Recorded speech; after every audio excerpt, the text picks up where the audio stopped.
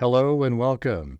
This is Grant Hughes of Grant Hughes Investigates on YouTube. This channel evaluates all aspects of true crime. As you are aware, videos and live streams in this genre often discuss elements of crime that may be disturbing to some viewers. If necessary, take the precautions needed to avoid these feelings. Factual information related to cases is the key to fostering rational true crime discussions. Fortunately, you will find that here. Please hit the like button only once, share the video, and subscribe if you like my content. Thank you very much for watching.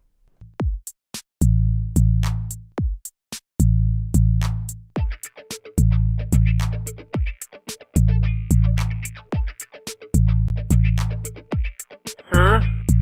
It's a house! Did you hear what I said? It's a house! You know, that's just one step above stupid. 5 brain cells, 4 aren't working.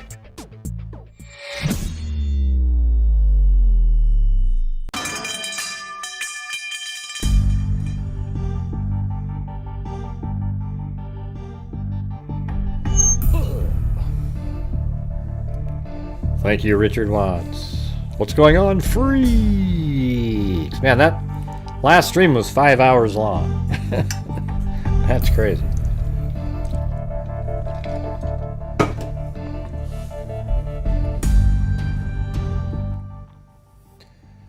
All right.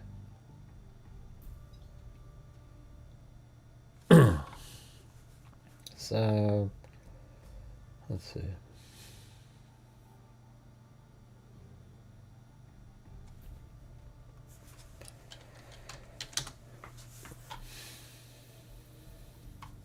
Gotta look up some stuff.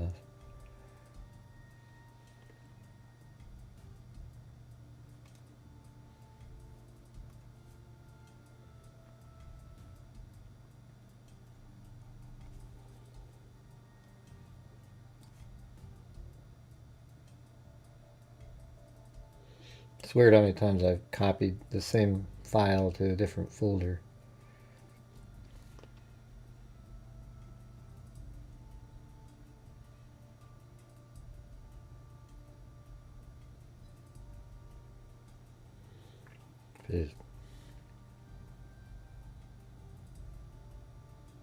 And for some reason, the same one that I easily found earlier, I can't find.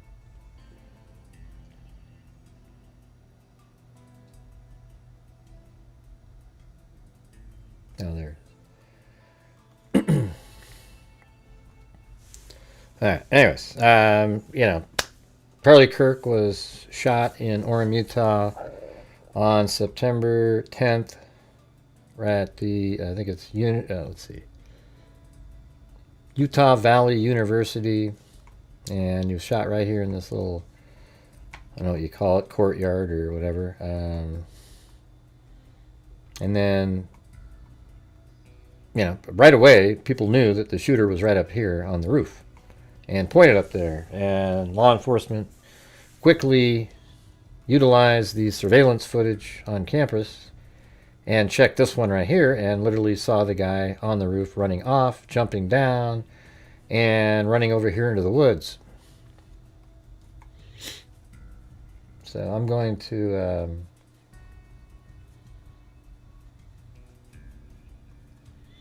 hold on. God, I lost the folder that I had. It's just crazy.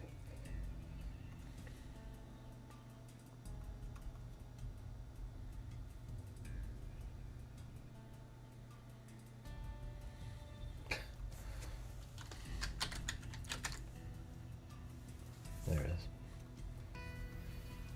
All right, so I'm going to go over what we did on the show earlier, but just all the way through. All right, and then by the time it's done, hopefully people understand how obvious this one is that maybe hadn't seen it.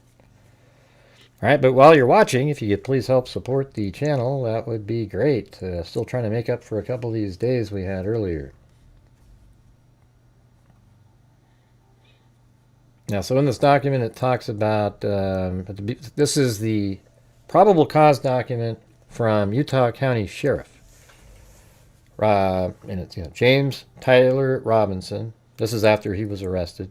And now we get to read, what happened. He was, he's 5'10", 150 pounds, really thin guy, sex male. Right? So we have that, and then we just go right to this.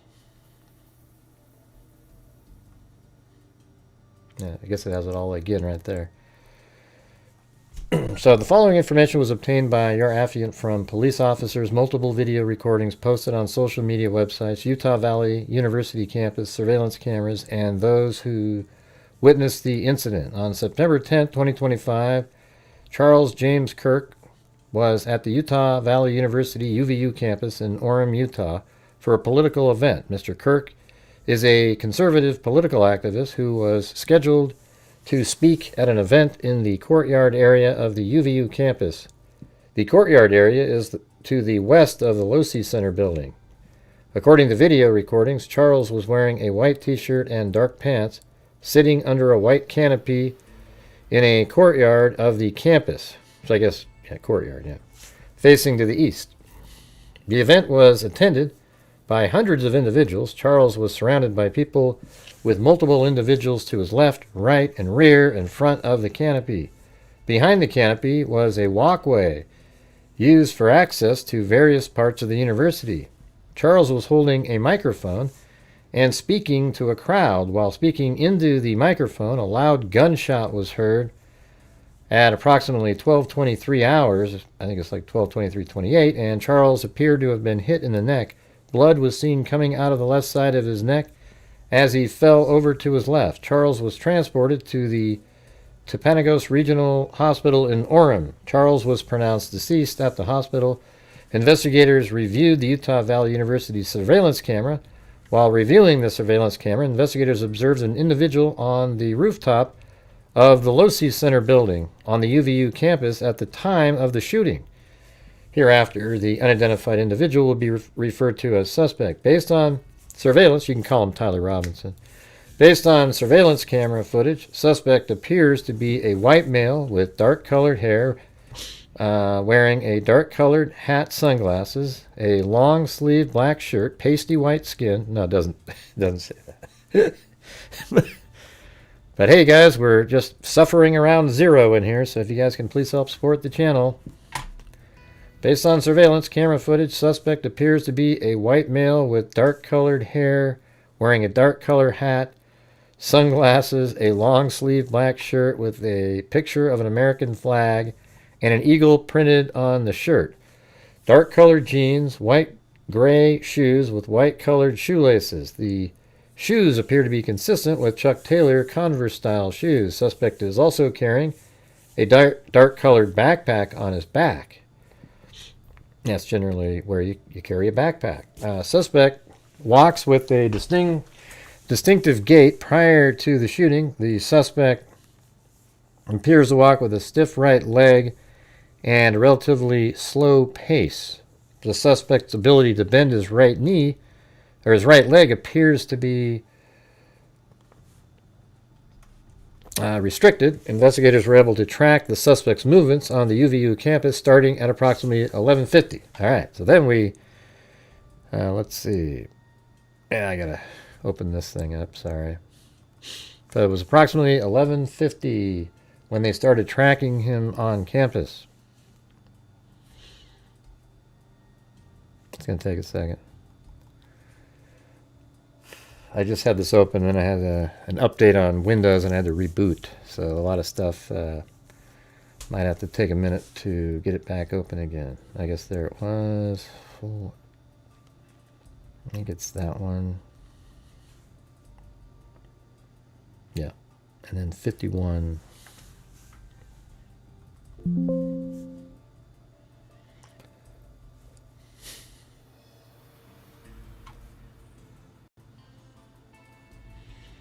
All right, so they said it was 11:50, so we could actually go back in time because just people out on different news outlets and different individuals have found pieces of information. So we see at before all this at 11:50 is when they start picking up his movements on the probable cause document. I'm sure they have the full story now with different surveillance shots, etc.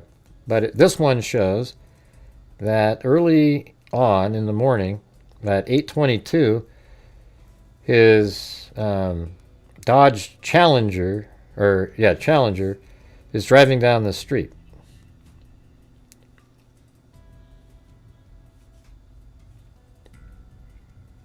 And this is at 8:23. And then we see, then right after that,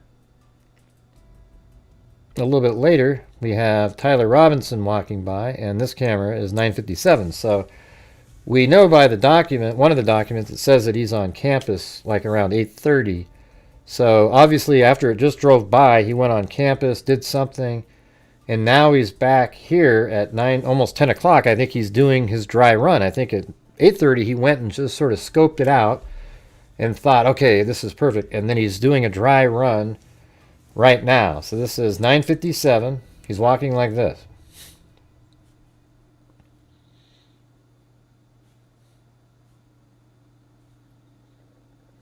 And he just literally, if I speed it up, he just walks all the way down and then he goes around that turn way down there. We don't need to watch it. Then on this video, that's the house right there. Okay, this house right here is the one that has the surveillance on it that we just watched. And this is exactly what Tyler Robinson was doing. He's walking by. I don't even remember that guy at all. I don't know what the hell. That's weird. I don't remember that person at all. It's crazy. So anyways, he walked down this sidewalk. And if you look back there, you can still see the house that had the surveillance. So this is, you can still see Tyler Robinson in that surveillance footage until about right here at this house. If you go back to the surveillance footage and look down there, see the shape of that roof? There's a smaller looking house and then that one. That's exactly what we have. So on this shot here, there's the house with the surveillance, and then you can see right down there is the one that he's walking by. And then on my video where I'm walking, I think it's hold on, I think it was back slightly. Yeah, it's that one right there.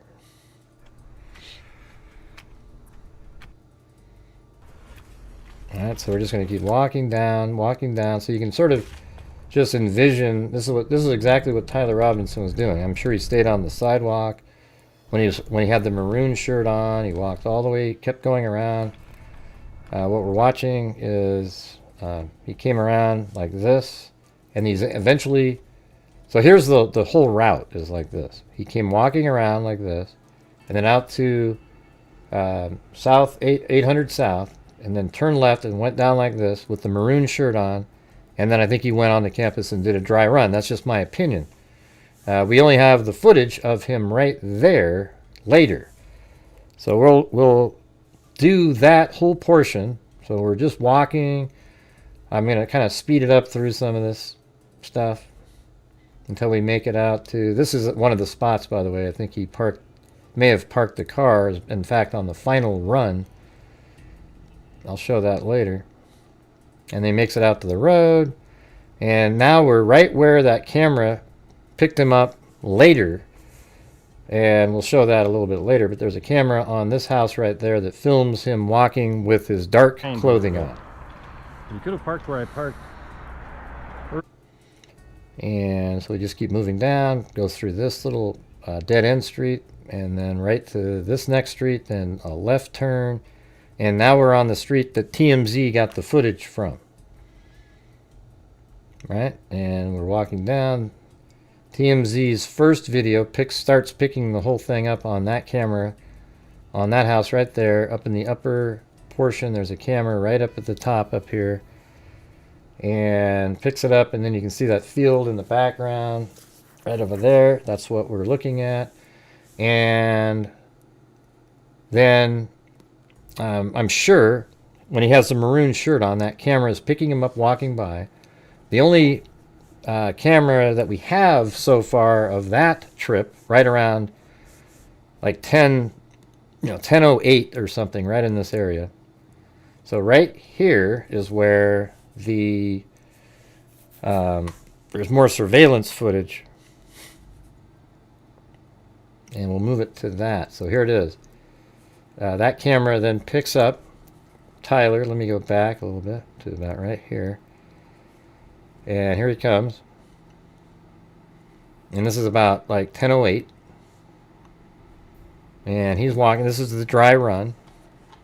He's walking, and you look out, he's a little bit far away from the curb, but then right over here he's close to the curb, so I think he just goes across the grass right there. Right? And he went across the grass. And that's at about 10:08-ish. Okay, so then let's just sort of envision that he went onto campus. You know, from here, I think it's pretty obvious because there's no way out of this area. You have to climb over a fence. That he, what we just saw was that he was right here. I think he went down here, went through the tunnel. And this is, you know, he probably goes through the tunnel at like 10:11, something like that. And then he walks down over here, makes his way over to the Low C Center building, probably at like, 10:18 or so. Enters into the building. Maybe even walks up here and just looks. Then he leaves and goes back. Now, we don't know how he got back to his vehicle. Did he go by those same cameras again? You would think that that would be logical. And he may have done that. We just don't have the footage. Law enforcement has all of this stuff. All right. Then he makes his way back to his car. I think it's very possible. It's total speculation, but there's this amazing, right where this car is an incredible parking spot to hide what what you might be doing. I think he parked there, changed in, had his maroon clothes on, and then he started the walk, and here's the first camera shot, and he walked all the way around. Then eventually he makes his way back to his car. Let's say he's back at his car at 11 something.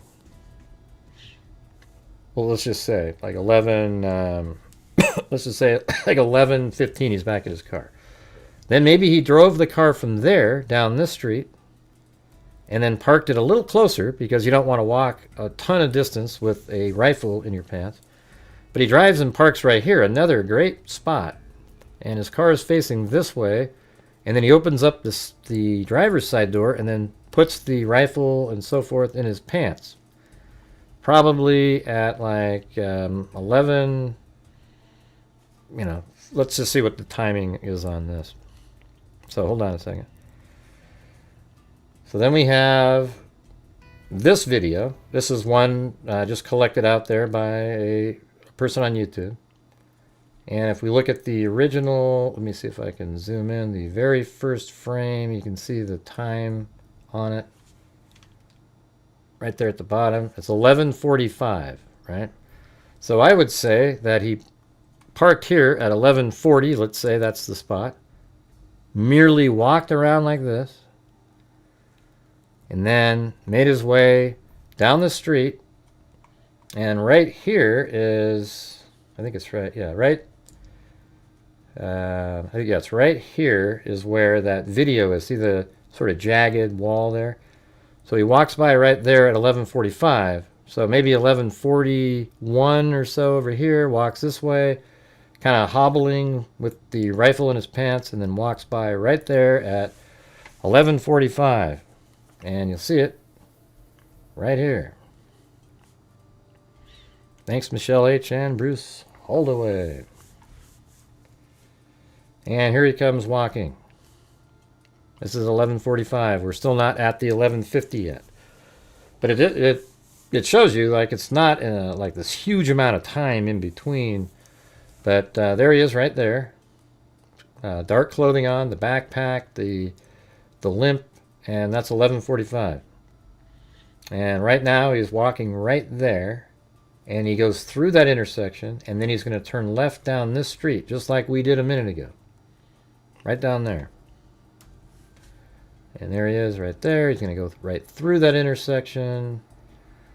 And there he is right there, continuing through the intersection, sort of shuffling all the way, limping, whatever you want to call it. Right, then he's picked up on this camera, which is 11:49:34. This is the original TMZ camera. He's really limping quite a bit here. And it's just right around 4 minutes later. You see him limping around. Here he goes. Now he crosses the street.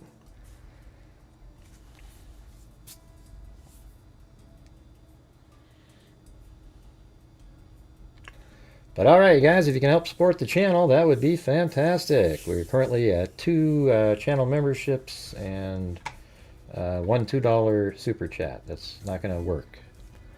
So here he is across the street. He made his way across the street a second ago. Right here.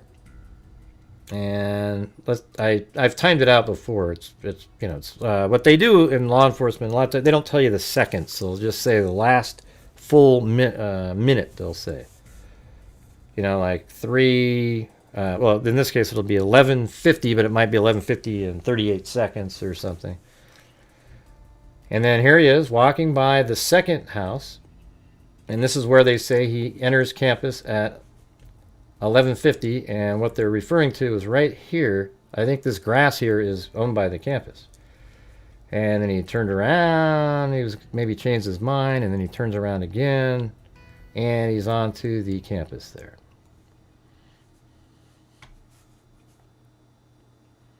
All right, now we can go back to the PDF file. And that was at 11:50. At approximately 11:50 hours, a UVU surveillance camera first captured the suspect walking across the grassy area north of Campus Drive at approximately 800 West. The suspect walked south through the parking lot and approached a pedestrian tunnel that runs underneath Campus Drive. Before entering the tunnel, the suspect paused at the top of the stairs. This is all on camera, that's how they know this. And pulled out what appeared to be a cell phone from his right pocket using his right hand at approximately 11:53 hours. The suspect eventually put what appeared to be a cell phone back in his right pants pocket using his right hand. Surveillance captured the suspect making his way towards the Losi Center. All right, so what we have here is after it cuts across, it goes across the grass. All right, and then we'll switch over to this, and I'll show you exactly what that looked like from his perspective. He obviously was walking, closer to this curb over here. I mean, this might be pretty accurate to what he did, kind of cut across. Welcome, Shamo.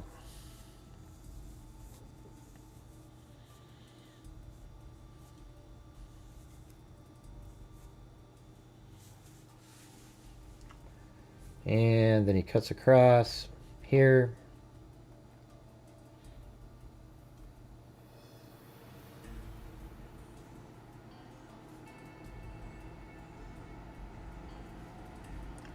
And goes across this little bridge area.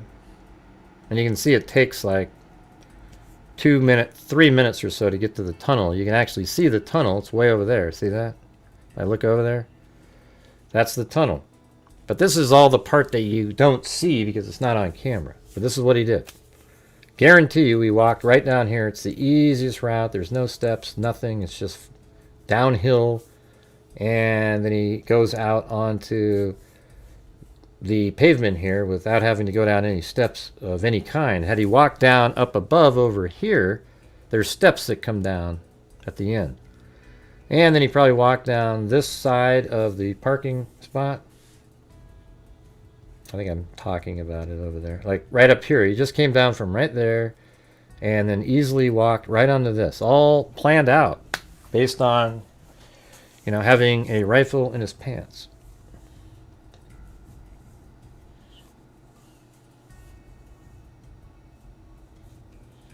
And here he goes towards the tunnel. I mean, this all just makes total sense to rational-minded people. If you're not rational-minded, it won't make sense because you don't want it to make sense. Either that or you weren't paying attention in school. I don't really know what to tell you, but it's here's the tunnel right here.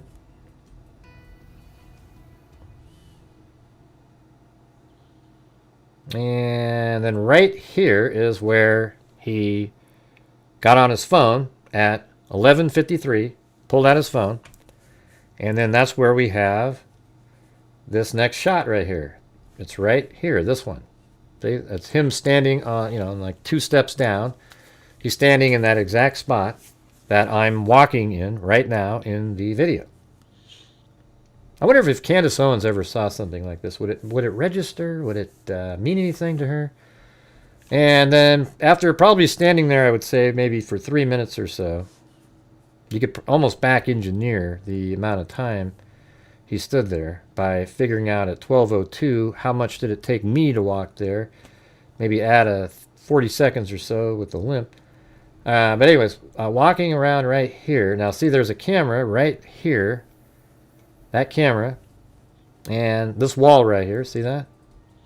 That wall is the wall behind him in the very next shot. This one. See that? The little holes in the wall, the coloring, etc. That's exactly where this shot is. So as he's walking down, that camera right there filmed him coming around this corner. See, this is what I'm saying. Law enforcement is tracking him. And this camera can film him all the way from that end of the tunnel all the way down here. And the images don't look like what we're seeing. They cut out everything except that little narrow spot they want us to look at.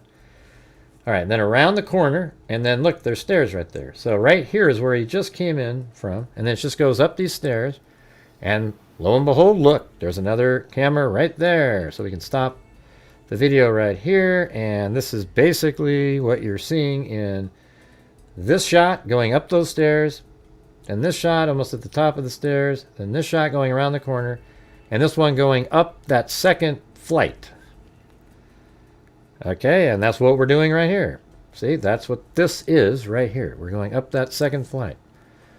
And then from here, he's not on camera for a while, so I'm showing you likely where he went, because this is a road that is sort of a utility road that goes through campus back here. It's a dead end. It's like for deliveries, there's, you know, loading docks, etc. down there.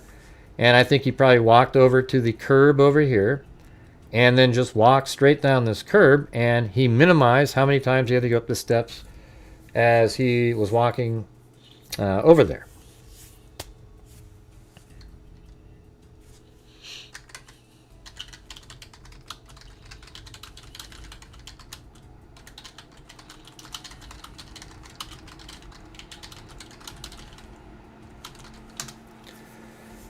All right, so he's walking like this. Now, the first time I went there, I walked all the way down and then turned left, and there's like 40 steps you got to go up. But look at right here. You just take this little tiny left right here, and you're already starting to kind of raise your elevation a little bit.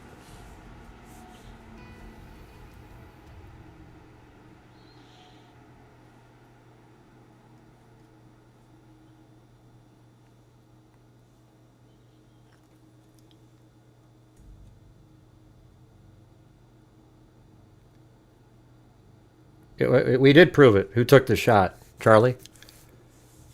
You're crazy, man. The parents... Okay, let me go back a little bit. All right, hold on a second. See, we got these clowns that show up in here, and I don't know what their deal is. It's one of the most... It's almost embarrassing. So when this guy came to the steps right here, and this one right here, the parents of Tyler Robinson said, "Hey, that's our kid." Holy crap. The mother said it, and then the father came in and agreed, and then they tried to get a hold of him. All right, so this person was identified by the parents as Tyler Robinson. And because his DNA is likely on the roof, and it was found on a screwdriver that was on the roof, and on the rifle found in the woods, it is him. So you can do whatever kind of mental gymnastics you want yourself, but if I was on a jury and I heard all of this information, it's the strongest shit I've ever seen. Okay, now I'm sorry that you're a conspiracy buff and like to believe in Candace Owens and all the other wackos out there, but it just isn't true, right? So now we're going back to this, and here we go. We're just walking near... Hey, thanks, Grant 25 for gifting a membership. Yeah. And so this is all he has to go up is this one little 1, 2, 3, 4, 5, like 8 steps or something. And after that, it's another sort of smooth walk and then up that little ramp right there.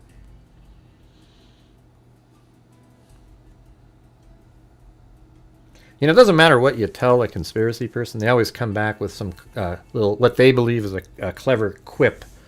But it ends up making them look dumber. So it's like, it's just a total waste of time on their part. So here you go. You're going up this slope right here, right? See that? And here's the Losi Center building. In fact, that little part up there that juts out, that's where he ran behind after the shooting.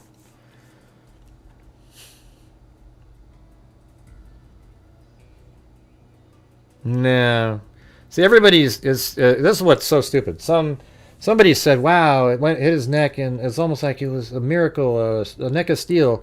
And all these morons pretend that they were trying to, like, it's so unbelievable. They're saying he's like the. It's just people were just trying to be nice, you guys, and these people are evil who say these stupid little comments back. It's ridiculous. All right. So, anyways, you go through these. He's just walking right here. Simple as hell.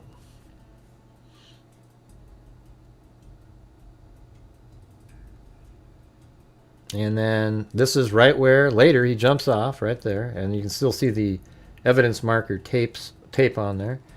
And I think he just walked around in front of this right here.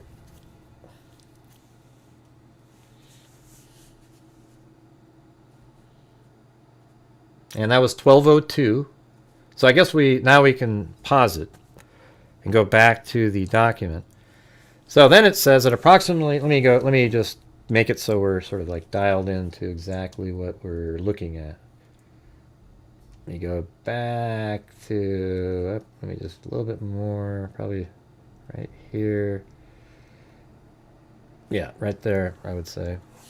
All right, so now let's go back to this.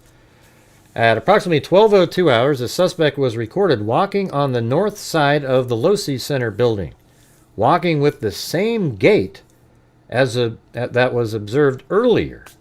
The suspect entered the Losi Center building through a set of doors on the southeast corner of the Losi Center building at approximately 12:15. So here we go. Let's just do this part.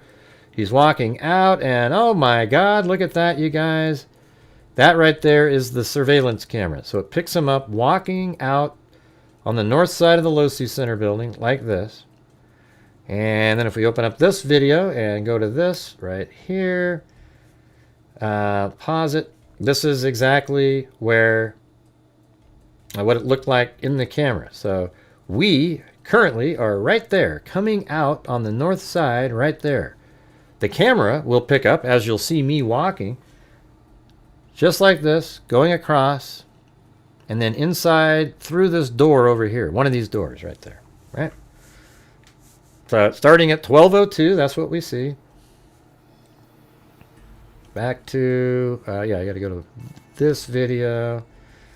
Fortunately, it's sort of like, let's see, almost there again. Let me just go right here.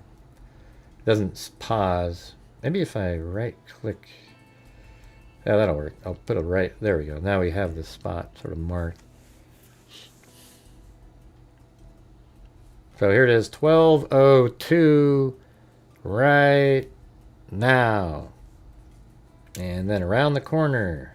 And as I just showed you, that camera is going to pick him up walking all the way across. They describe it.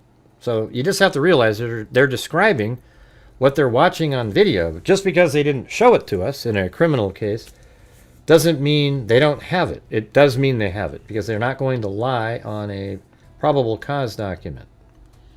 You know, like sometimes you might find a piece of information that's not accurate on the probable cause. Like, for example, in the Idaho 4 murder case, there was one piece of surveillance at the very beginning, and it's irrelevant. The probable cause did not hinge on whether or not that was his vehicle or not. It has nothing, wasn't even important. The Probergers think it's important, though, because that's how they, you know, that's all they got. And so after going through the Losi Center building, let's read the next part now. It says at approximately 12:15 hours, the suspect was observed walking up the stairs that lead to the common area adjacent to the Losi Center building. All right, so these are the stairs. So from Tyler Robinson's perspective, you go up, up to the top here. Now, praying right about what? What can't you answer? I don't know. And then here's this fence right here. That wasn't there, okay? So this was all put up after Charlie Kirk's shooting. So you got a picture. It was just, you could walk all the way over to there and around, and this is really simple stuff right here. I think in this case, I think I extend the camera and then put it over there, yeah. It'd be interesting if you could see some marks and so forth where he laid down over here. Okay, but if I pause it right there, see he climbs over this really short wall and then puts together the rifle that was in his pants, all right? But that's coming right up here. So at approximately 12:15 hours, the suspect is observed walking up the stairs. And again, let me go back to this one and play this one, and then go over to here and hit pause. And then this camera right here is exactly what they're referring to. They're going to be able to see right over here Tyler Robinson coming up the stairs, making his way over here, and then climbing over this wall at 12:17. All right. Thank you. Thanks, Wild Bill Wassman. So at approximately 12:15 hours, the suspect was observed walking up the stairs at that lead to the common area adjacent to the Losi Center building. That's the brown area. The suspect walked to a short concrete wall that separates the common area from the rooftop of the Losi Center building. At approximately 12:17 hours, the suspect climbed over the short wall, that's one I just showed you, and appeared to be crouched down on the north side of the wall on the rooftop. At approximately 12:22, so 5 minutes later, the suspect stood up and started running across the rooftop of the Losi Center building. The notable limp from previous surveillance was gone, absent. The suspect ran to the west side of the rooftop and appeared to scoot along the rooftop area as he goes closer to the edge of the rooftop. So this is all on film. That's why they're able to describe it. At approximately 12:22 hours, the suspect laid down in a position consistent.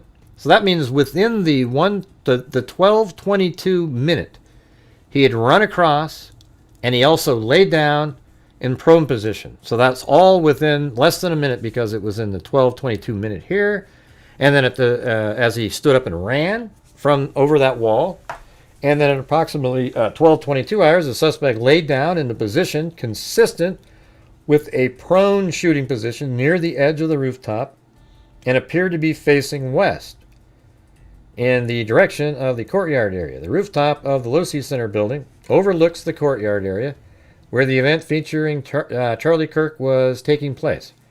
So using Google Earth, if we go over to the Losi Center building, the way all this worked too is he 12:02 here, goes into the building, and he must have hung out in the building for a while, and then at 12:15 comes up the stairs still limping as he goes across, then climbs over this wall at 12:17. It was 12:15 when he came up here. 2 minutes later he climbs over there, and then at 12:22 he ran all the way across. I'm not sure how that skipped a half mile there, but he ran from right here all the way over to there, and he laid down. It's still inside of the 12:22 minute, but it was probably getting late in the 12:22 minute. And it's sort of interesting now that we can sort of say that, is because the shot took place at 12:23:28, which means he was only sort of still for probably, I'd say, less than 40 seconds.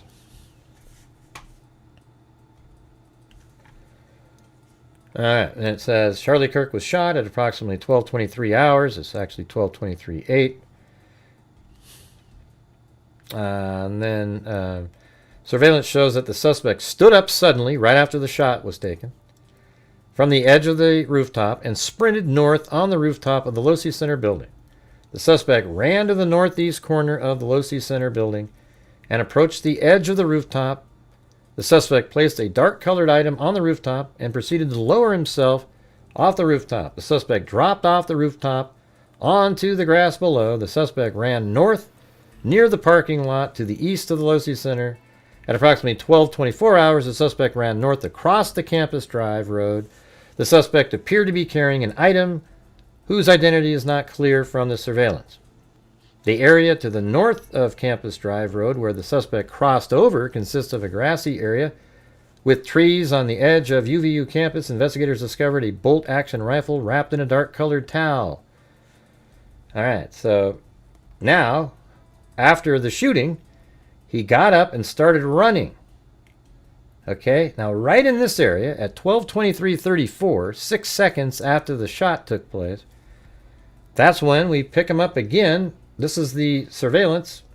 And I put this in here too just to show you that there's video of him sort of lying in prone position up here. And then there's also this shot where he's standing up. And I remember when we first showed this, I go, look, he's got a white logo or something.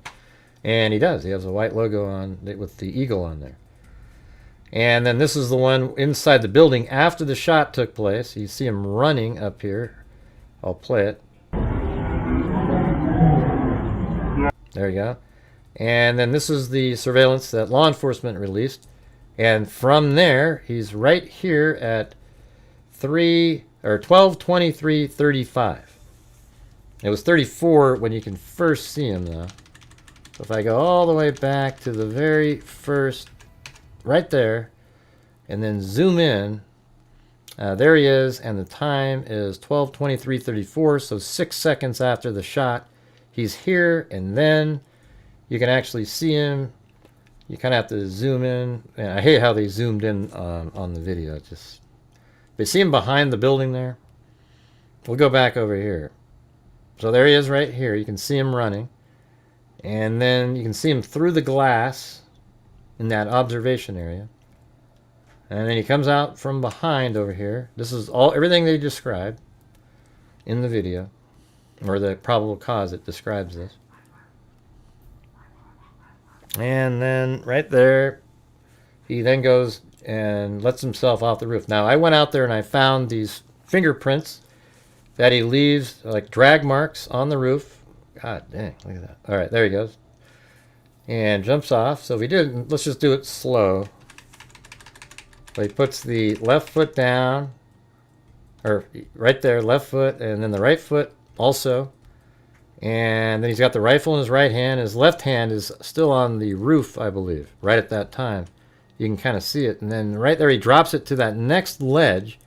And then there's the drag mark. And then he jumps down, hits the ground, and the rifle's still in his right hand. And he picks it up.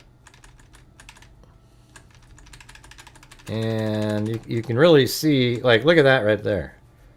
You know, I mean, you don't think that's a rifle wrapped in a black towel? Come on. And then he picks up his sunglasses that hit the ground that he was wearing.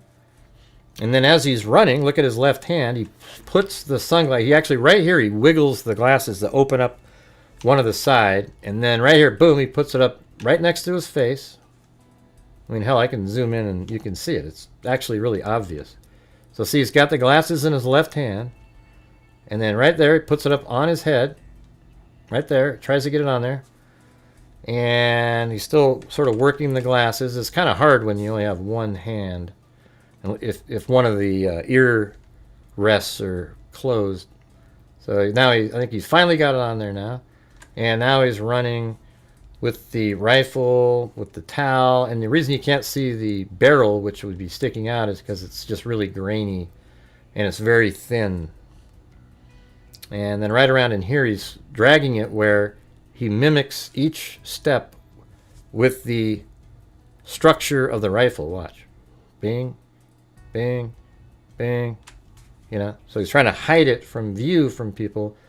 And then right here, he's sort of, okay, I gotta get moving here. Gotta get across the street. And then he goes down.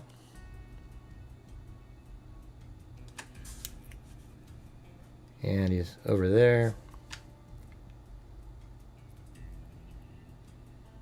And he goes right between that. It's kind of weird. He walks so easily through there. It's hard. And there's all these like rocks and so forth. All right, guys. Any chance you guys can help support the channel tonight? Thank you.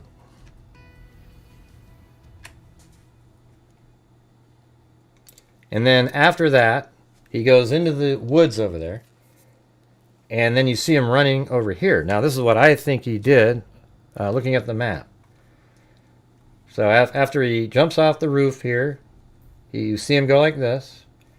And then he crosses the street and then goes into the woods over here. And he disappears, and that's how law enforcement knows, and I'll show you why. Because when you go back over to this one, and let's see, open that one up, go to here. And then look over there. So you can see him. He'd be running across, go across the street. And this camera, you can look all around like this. And that means you could see that he didn't go any further in these open areas. And he sort of disappeared into the woods.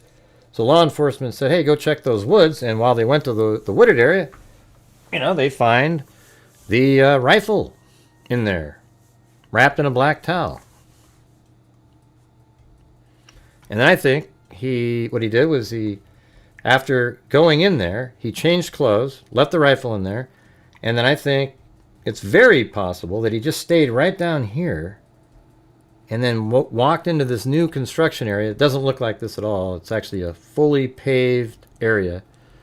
And then he goes up here, up this little embankment, and then he goes right next to the ROTC building, and then onto this little dirt road, and then lo and behold, that's exactly where the camera across the street that's right here filmed him running over there, and then he comes back out over here wearing the clothing that he's wearing. Now we know that when he got here, he had to have turned right because he came in from that direction. So he walks up here, and this is where it feels like he takes a right again and then goes right to where that car was that we were talking about. Maybe he parked right there. Really good spot. And he then, you know, at this point he has just the maroon shirt on and some shorts or whatever. Maybe even has jeans. Don't know. And then at that point he takes off and he heads on. And we see him over here at 12:41. So, I mean, just think about it like this. The shooting was 12:23 and 28 seconds, and then there's already a sighting over here in this mall at 12:44 where his car is. So by the time he got back to his vehicle, I think it was like 12, what did they say, 29 or so when, yeah, right here. So when he was back here running, it was 12:29. So I would say probably 12:34 or so, he gets back to his car there. And just 10 minutes later, he's over here at this place. And where you just sort of see him driving, and he's in sort of a parking area. I think, like, yeah, right there. And then another car parks right behind him. It's kind of weird how that whole thing went down, but who knows about that. Man, you guys, I'm getting that low energy feeling. If you guys can please help support the channel. I just can't keep having the nights. I did 5-hour show today. Per hour, it wasn't the greatest. And now we're doing another show. And I need you guys' support when I do these shows. You know, I don't know what to say. I don't know why I have to keep asking over and over and over again. My channel relies on the people watching. That's how the channel survives. And it allows us to donate thousands of dollars at the end of each month. We're at 272,000 and 42,000 for the year. So if you guys can please consider supporting the channel, I would appreciate it.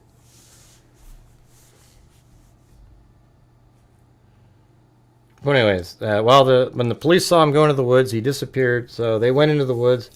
The rifle was determined to be, they found the rifle wrapped in a black towel.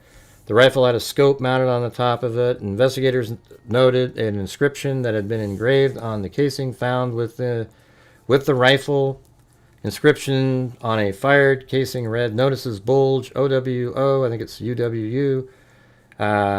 What's this? Inscriptions on the 3 unfired casings read, "Hey fascist, catch," and the symbol, right arrow symbol, and then 3 down arrow symbols. A second unfired casing read, "Oh Bella Ciao, Bella Ciao, Bella Ciao, Ciao, Ciao, Ciao."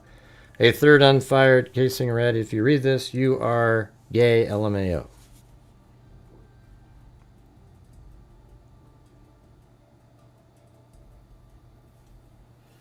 Investigators also discovered a shoe impression on the northeast corner of the rooftop. See, that's really amazing, because that's what we were thinking. So it's on the northeast corner of the rooftop, not on the ground or something like that. Edge of the Losi Center building. This shoe impression was located in the vicinity where the suspect climbed down from the rooftop.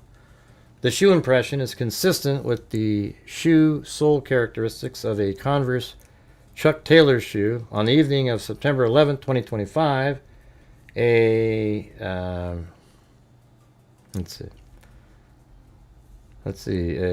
family member of Tyler Robinson reached out to a family friend who contacted the Washington County Sheriff's Office with information that Robinson had confessed to them or implied that he had committed the incident. This information was relayed to the Utah County Sheriff's Office and scene investigators at UVU. The information was also conveyed to the FBI. Investigators reviewed additional video footage from UVU surveillance and identified Robinson arriving on UVU campus in a gray Dodge Challenger at 8:29. See, that's right around that time that we see him. I think it's, what is that? This one's like 8:22, so it's right after that.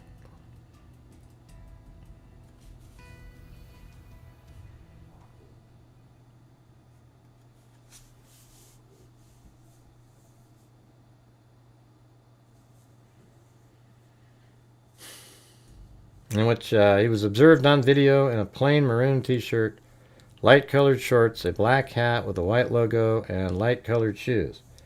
When encountered in person, investigators in Washington County on September 12th, early morning hours, Robinson was observed in consistent clothing with the surveillance images, and he was wearing that when he stopped at that gas station as well.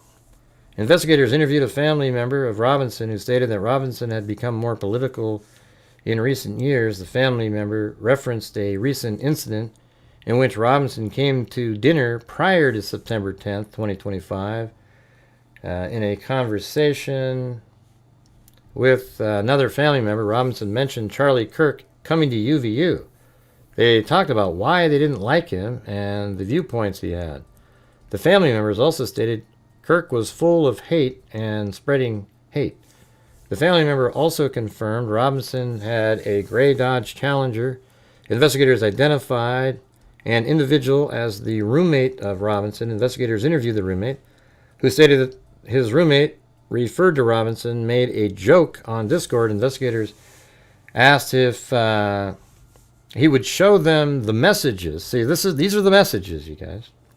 The ones that are in the charging documents is what we're hearing about right here.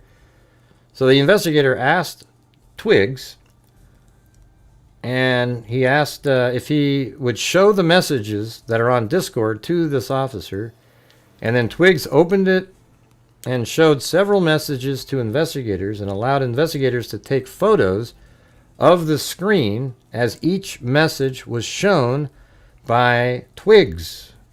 These photos consisted of various messages, including content of messages between the phone contact named Tyler with an emoji icon and Robinson roommate's device.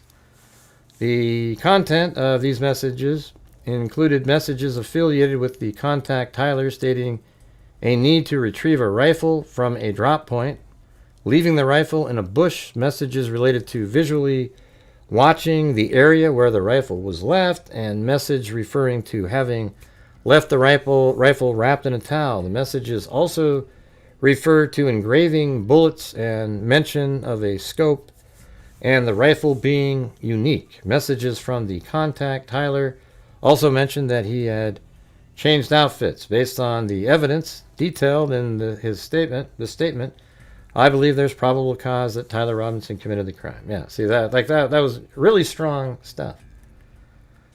And then it got even worse. But hey, you guys, how do we get the support moving tonight on the channel? Is there anybody out there want to do one of those challenges for other people? Because this is like, you know, I can go work on a video or something. I thought you guys would be like kind of stoked, you know. And by the way, this video, this article here does mention that it says Tyler Robinson, the 22-year-old accused of assassinating Turning Point founder Charlie Kirk at Utah Valley University this month, made contact with a police officer near where the investigators recovered the alleged murder weapon wrapped in a towel in the woods at the edge of campus, according to 2 law enforcement sources.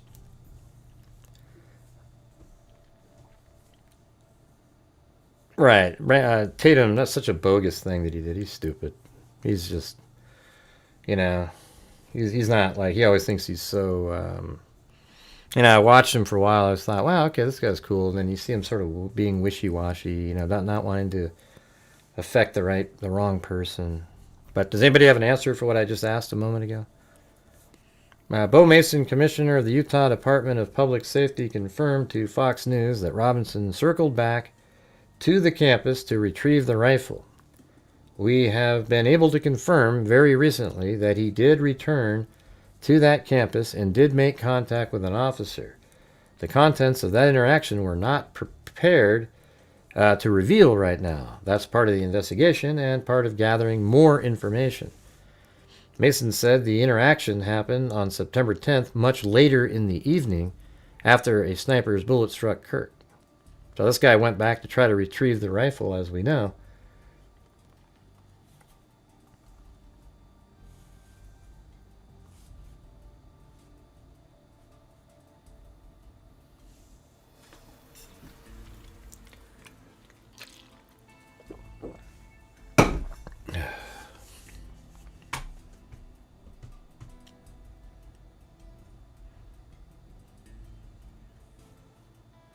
I'm just trying to figure out if I want to get started on the rest of this. This is not how I was expecting. It's kind of embarrassing. All right, I think I'm going to get going, you guys. So I appreciate you being here. Long day for me, 5 hours earlier. We already got an hour into this. So I was going to go over this charging document, but it just feels like it's just going to be spinning my wheels for the next hour or so. Yeah, I just told you what it was, Jack. I just read it to you. I just read it to you. Did you hear what I said or not?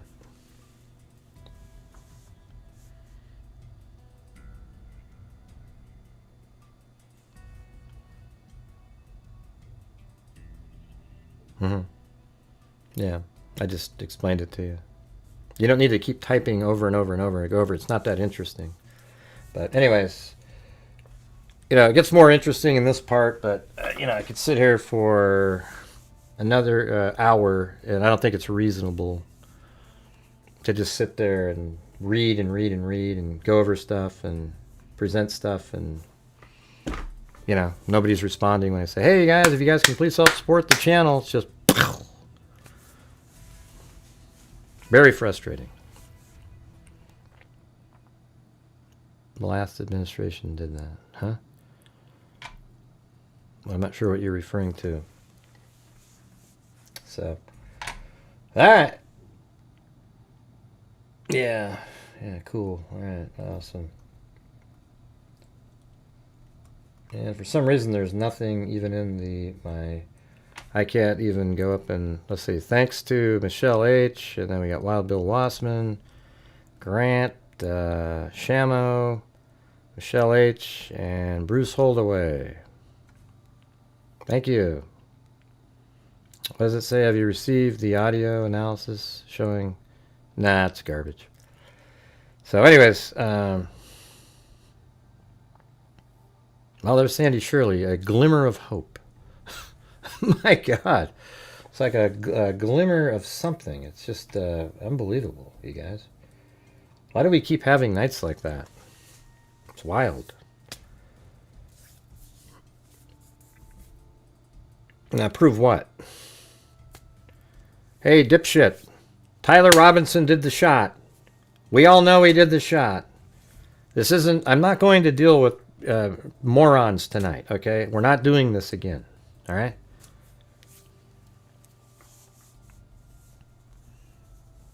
Prove it, man. Prove it. Well, I don't think the sun's coming up tomorrow. Prove it! Well, I can't. I don't have the ability to.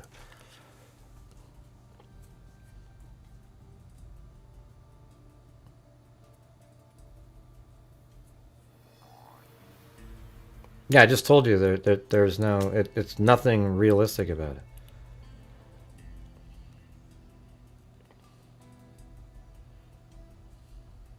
I don't know. Maybe I'll just go through this document, see how it goes, and, you know, if we somehow things pick up, we'll keep going. If not, we'll just...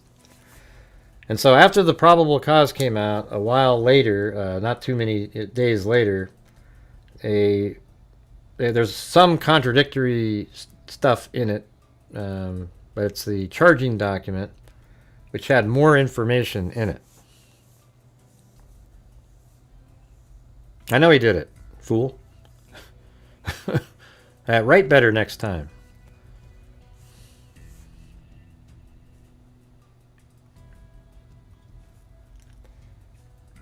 God, it's Troll Central every day. I think that's what affects so much shit in here. I'm just gonna have to, yeah, they're gonna have to pay the consequences. The UVU surveillance investigation.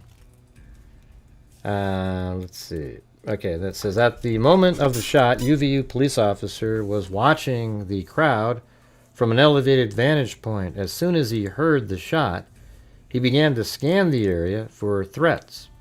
Believing the shot came from a rifle because of its sound, he looked for potential sniper positions. He noted a roof area approximately 160 yards away from Mr. Kirk. I think it's probably where the sound came from. It's the first place that same, within 15 feet I had it right away, just because of where people were looking, using Google Earth and just saying, oh yeah.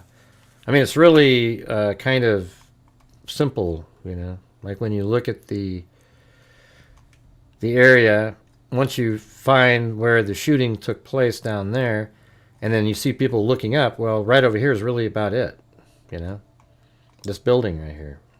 I originally thought it was right here, and then we saw the footage of the guy, you know, where he's crawling on the roof, and it turns out it's up there, so I was off by 15 or 20 feet, but it's pretty close.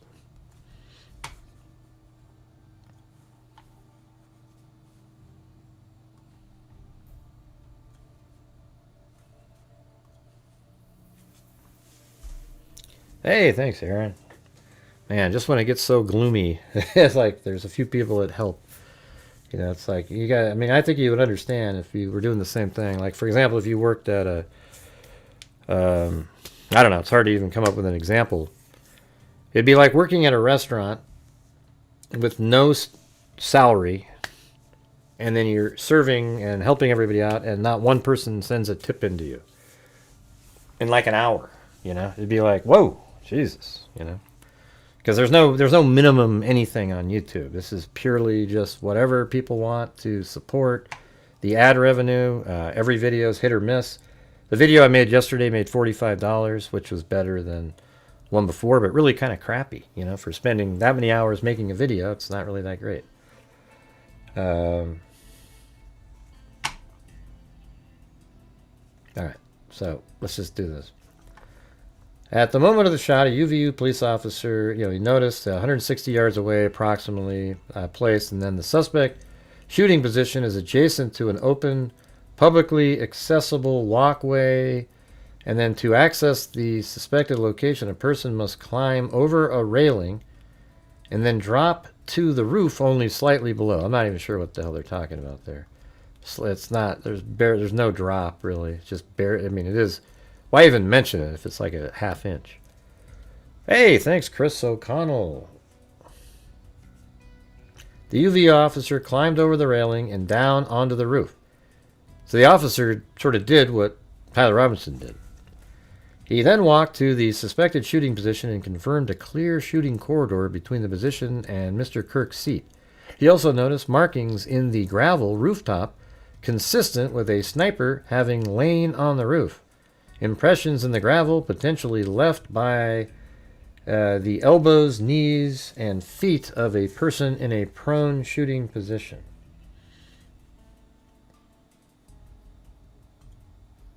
Here, let me see. I did have a...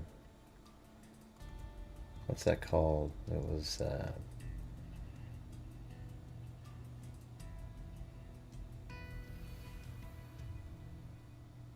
Reuters, I think. Isn't that who did that? There it is. Reuters images, and here is a good shot of, like, these are pretty good. Alright, so there's the tent.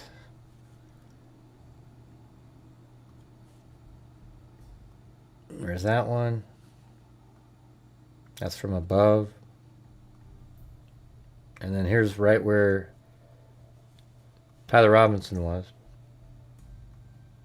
And then there's a drone shot of the same disturbed dirt there. And then these are little, those are just like those caramel corns, you know. It's so weird. Little markers there. And then another shot. And that little round thing there is right there. See that? That's what that is. And here's the wooded area where they were searching.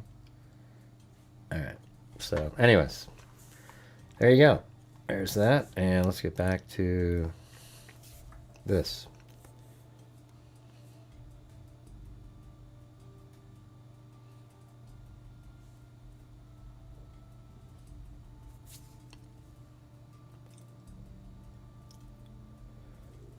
Yeah, so potentially left by the elbows, knees, and feet of the person in a prone shooting position.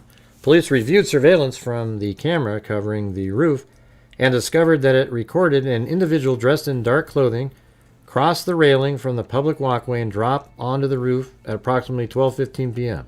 Although the individual moved out of the camera's view for a short time, the camera again captured the individual running across the roof. Now, from the other document, it sounded like that he didn't have the same gait. You know, he was running easily. And then low crawling, they called it, to the area of UVU officer recognized as where the suspected sniper had dropped into a prone shooting position. After a short time, which matches the known time of the shot, the individual rose.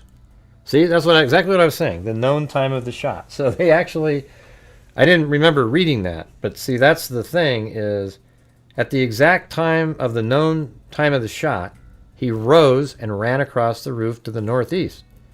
This discovery led to an intensive review of UVU surveillance recordings to attempt to track and identify the suspect. Surveillance revealed the following. At approximately 11:51 a.m., the suspect entered campus. That's when he went onto that grass over that little wooden bridge from the north. He is seen wearing a black shirt with an American flag in its center, a dark baseball cap, and large sunglasses. Throughout the surveillance, the suspect keeps his head down and rarely raises his head enough to get a clear image of his face. As he proceeds across campus, he is seen walking with an unusual gait.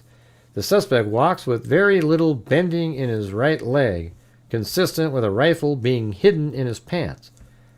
This unusual gait continues until the suspect is seen crossing the railing off the open walkway. So they're talking again about it on the roof. He climbs over that little wall and onto the roof where he leaves the camera's view.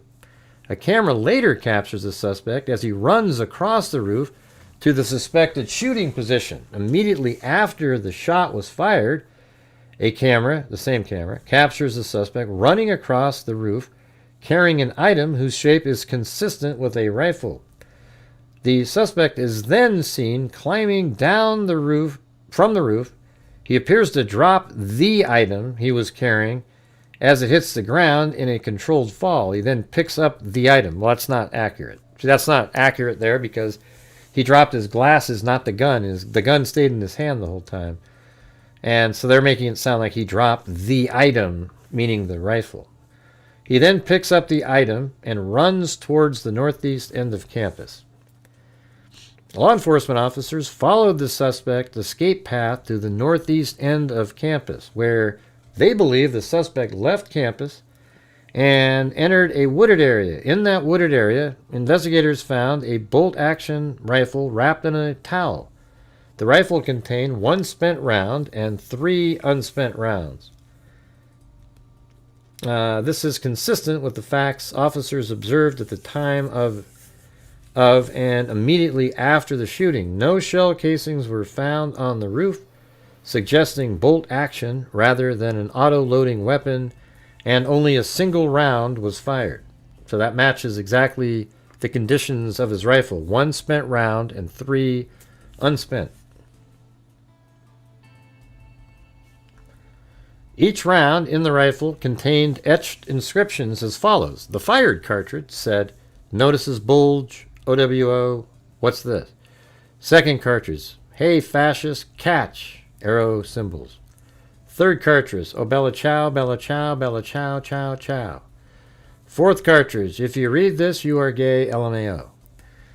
The rifle ammunition rounds and towel were sent for forensic processing. DNA consistent with Robinson was found on the trigger, other parts of the rifle, the fired cartridge itself, casing, 2 of the 3 unfired cartridges, and the towel. I mean, my God, it's all over that.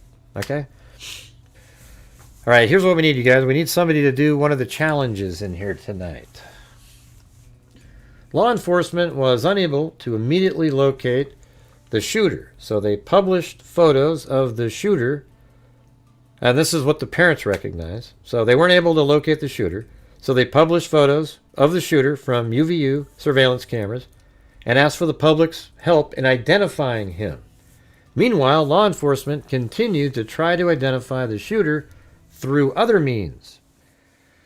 On the evening of September 11th, 2025, as law enforcement continued their investigation, Tyler James Robinson went to the Washington County Sheriff's Office with his parents and a family friend to turn himself in. Robinson's mother stated the following to police. So this is all captured on camera. Listen to this.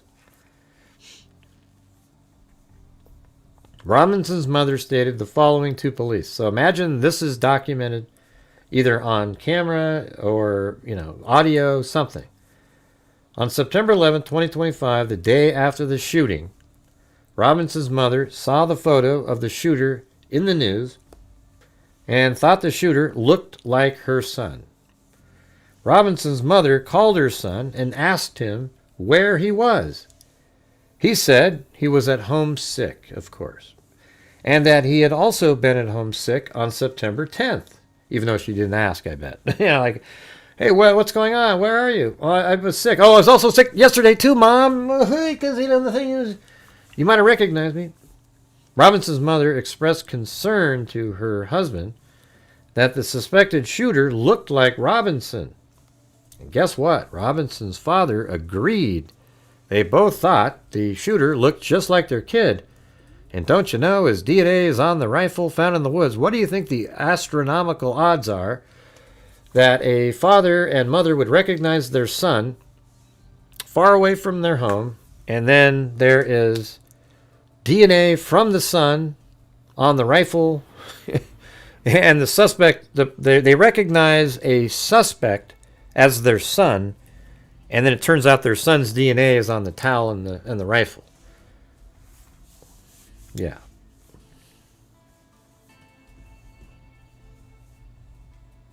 Did I go back a page there? What happened?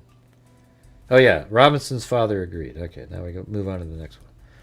Robinson's mother explained that over the last year or so, Robinson had become more political and had started to lean more to the left, becoming more pro-gay and trans rights oriented. She stated that Robinson began to date his roommate, a biological male, who was transitioning genders.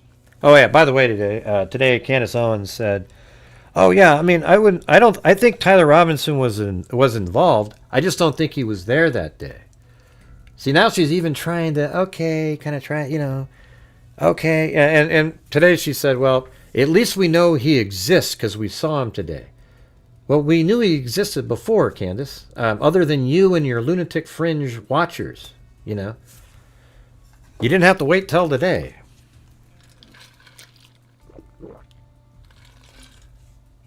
Is 22 years old a kid?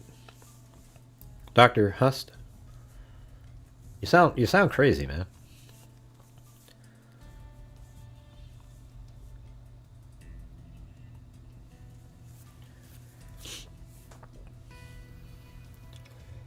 Let's see. Then it says she stated that Robinson began to date his roommate, Twigs. Doesn't say that, but a biological male who was transitioning genders. This resulted in several discussions with family members, but especially between Robinson and his father, who have very different political views. In one conversation before the shooting, Robinson mentioned that Charlie Kirk, God, I was even reading it and I said that. Charlie Kirk would be holding an event at UVU, which Robinson said was a stupid venue. Probably because it's so easy. For the event, Robinson accused Kirk of spreading hate. Robinson's father reported that when his wife showed him the surveillance image of the suspect shooter in the news, he agreed that it looked like their son. He also believed that the rifle that police suspected the shooter used matched a rifle that was given to his son as a gift. So it wasn't that he borrowed it. Somebody earlier said borrowed. I've always thought it was a gift. As a result, Robinson's father contacted his son and asked him to send a photo of the rifle. Robinson did not respond. However, Robinson's father spoke on the phone with Robinson. Robinson implied that he planned to take his own life. Robinson's parents were able to convince him to meet at their home. As they discussed the situation, Robinson implied that he was the shooter and stated that he couldn't go to jail and just wanted to end it. When asked why he did it, Robinson explained that there is too much evil and the guy spreads too much hate. They talked about Robinson turning himself in and convinced Robinson to speak with a family friend who is a retired deputy sheriff. At Robinson's father's request, the family friend met with Robinson and his parents and convinced Robinson to turn himself in. The family friend spoke to police and reported telling Robinson that it would be best if he brought all the evidence with him to the sheriff's office to avoid police having to search his parents' home. The family friend also asked Robinson if they had any clothes that were related to what he did. Robinson replied that he had disposed of the clothes in different areas. And did he say those areas?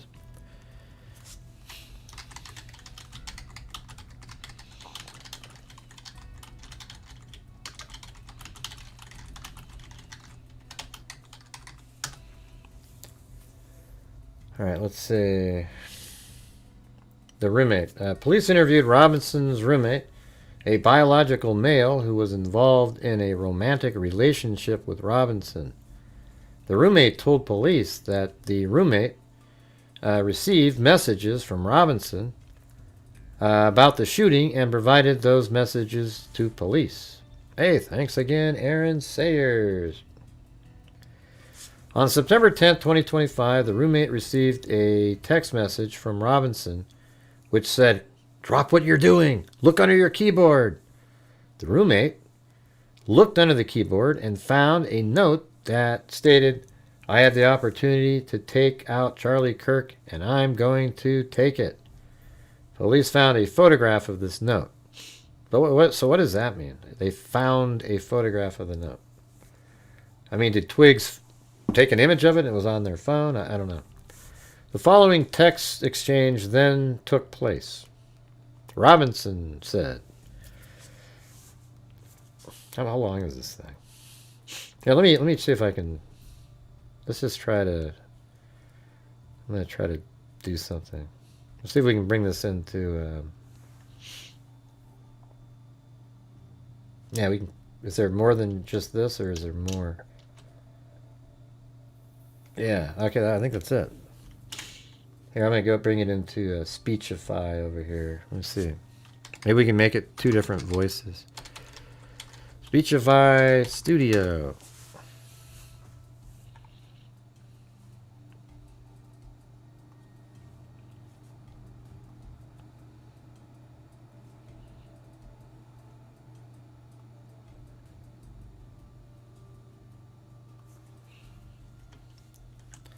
Oh yeah, so let me see. Split by sentences.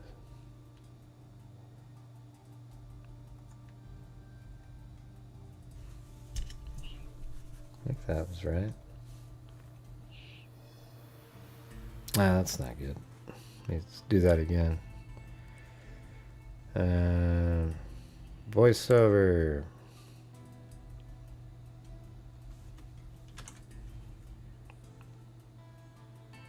Yeah.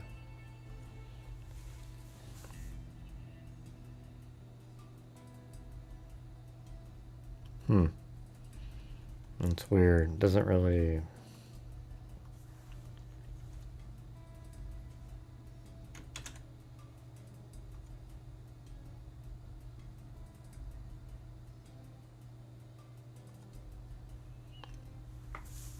Yeah, I don't know. It's not really going to work.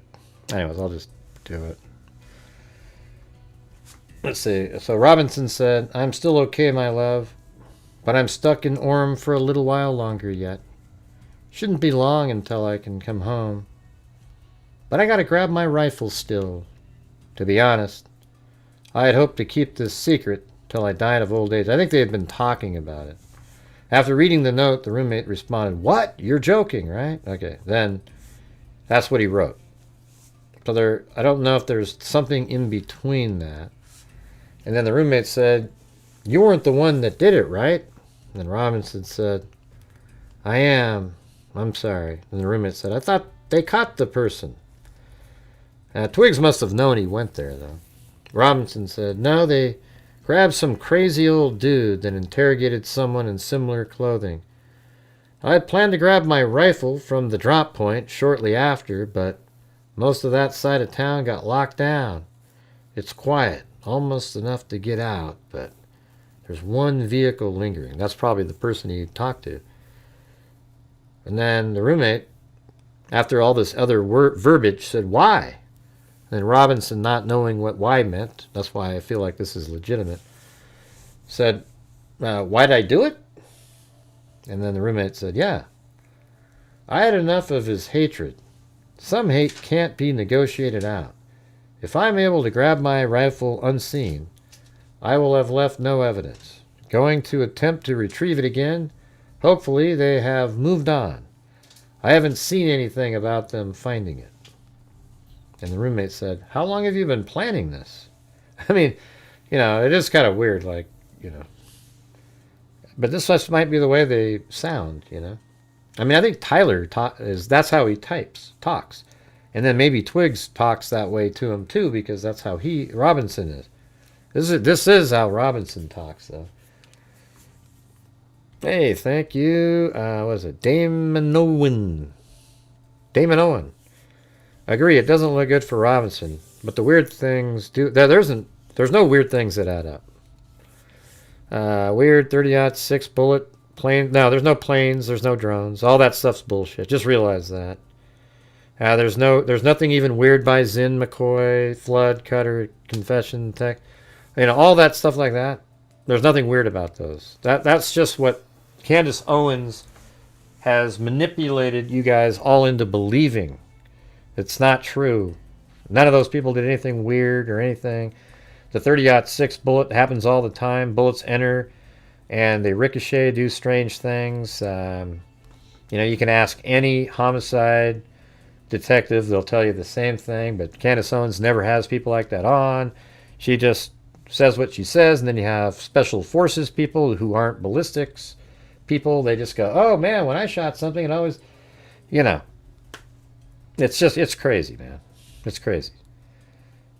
This confession letter, I mean, it's a conversation that was on Discord, and he wanted Twigs to delete it. Okay, so I think there's a really good chance it's legit. Like, I think it's a legit text message. You know, whether there's some elements that are written in a way to protect somebody or whatever, maybe that's possible, but we don't know. Hey, thanks you sent me a coffee? I think that's the only one I got today. Very cool. Hey, thanks for sending the coffee. Hey, a barrel of coffee. Well, a can. Okay. Anyways, thank you. Anyways, thank you up there, Damon. I just think none of that stuff's legit at all. Yeah, there's no legit audio analysis that anybody's doing. If it's telling you that the shot came from somewhere else, they're full of shit. McCoy, Flood, Cutler, all these people acted totally normally. Except if you have somebody that's trying to point out how it's not normal, people tend to believe shit like that. And the 30-06 bullets do weird things all the time. That's just the reality. And Tyler Robinson is the killer.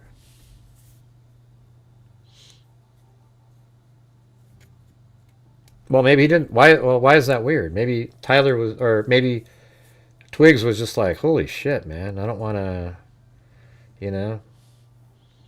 He doesn't know what to say. I don't think it's weird at all, man. See, I think people just see things that are weird, and they're not always weird. I don't know. It's strange. Thanks, Aaron Sayers. Well, that was this one here. Doesn't look good for... Yeah, I mean, it's, to me, there's nothing weird. This is the most cut and dry, simple case I've ever seen. Now, you might say some of this stuff, you know, but here's the thing.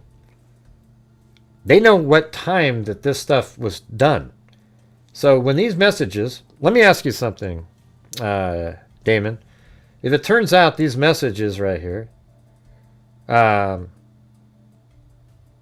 also in the text, Twiggs ignores literally every... No, he doesn't. He asks questions.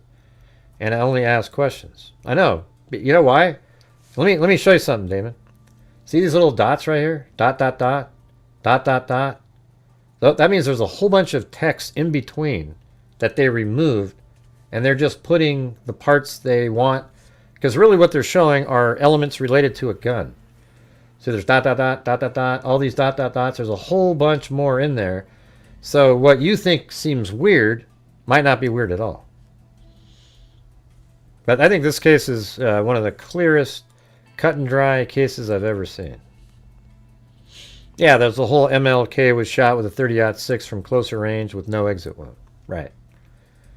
Right.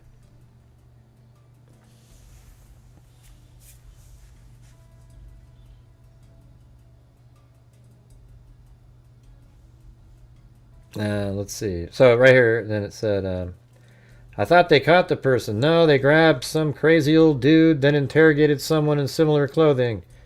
I had planned to grab my... Now, this is the part. I want you to really focus for a second, you guys. Instead of typing, ooh, I want to type something that you think. Just listen for a second. Robinson said, no, they grabbed some crazy old dude, then interrogated someone in similar clothing. I had planned to grab my rifle from my drop point shortly after, but most of that side of town got locked down. It's quiet, almost enough to get out. But there's one vehicle lingering. So there's a lot of stuff said there, right? Robinson says it. Then the roommate said, why? They're just kind of like, why'd you do it? And then Robinson, not knowing what the why was referring to, because they had just said, no, they grabbed some crazy old dude that interrogated someone with similar clothing. Why? Just think of it like that. I had planned to grab my rifle from the drop point shortly after, but most of that part of town got locked down. Why? It's quiet, almost enough to get out, but there's one vehicle lingering. Why? So then when the roommate said why, Tyler Robinson didn't know what the hell they were saying why about. And then the roommate had to say, yeah, that's what I'm talking about. And see, that to me makes it legit, because why would you, if you were just writing this as some bullshit letter, why would you put something in there that showed that you were confused about what somebody was talking about? Right? Okay. I had enough of his hatred. Some hate can't be negotiated out. If I'm able to grab my rifle unseen, I will have left no evidence. Going to attempt to retrieve it again. Hopefully, maybe that's the time. Hopefully they have moved on. I haven't seen anything about them. Man, think about how freaked out he would have been had he seen them grab it and like bring it in. How long have you been planning this? I mean, some of these, it is weird. Like, you know, it's like, man, they're asking interrogation questions. But I could see asking that if you're just like, man, what the hell's going on? And here's the thing. If it is legitimate, that means Twiggs didn't know. right? Because right after Twiggs said, how long have you been planning this? Wouldn't Tyler said, well, you know, man, we've been doing all these different things. He said, well, a bit over a week, I believe. Because remember, he went there about a week before. And then just prior to that is when, like a week before that is when TPUSA said that they were going there. How long have you been planning this? A bit over a week, I believe. I can't get close to it. But there's a squad car. See, I think what's going on here is Tyler Robinson is feeling alone, and he knows that there's a huge blunder with the rifle and the towel left there, and he just wanted somebody to sort of, he wasn't going to tell Twiggs, and now he's saying all these things, and he's sort of hyper-focused on the factual elements of what he did instead of like having sort of a normal conversation, even though we're missing a whole bunch of stuff with the ...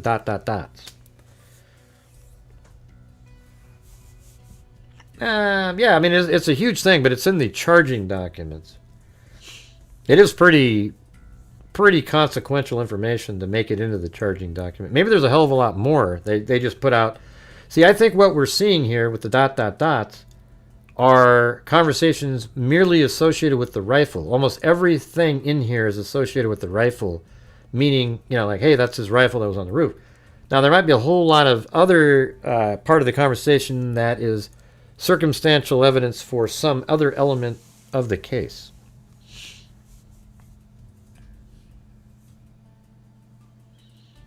I don't know. What do you think, Damon? Come on, it's gonna be this. This is a slam dunk, man. Yeah, well, it's just a bit over a week, you know, because he went there a week before. You remember that there was an interview with a person that saw him walking on the roof in the same spot a week prior. Isn't that wild? That's probably about the same time he talked to his parents about it.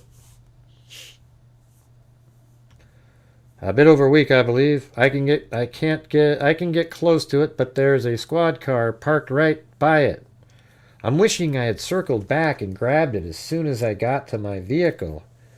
I'm worried what my old man would do if I didn't bring back Grandpa's rifle. I mean, see, like, I don't know if it had and oh yeah, what I was saying is these Discord text conversations have a timestamp on it.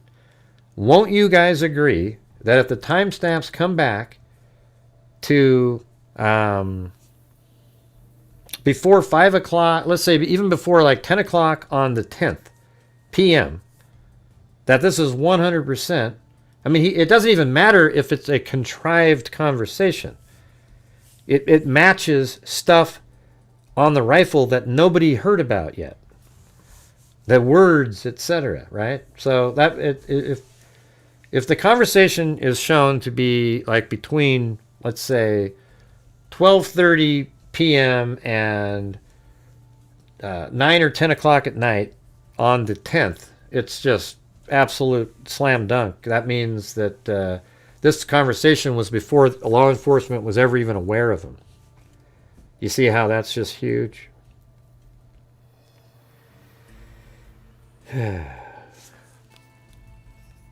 Anybody have any replies?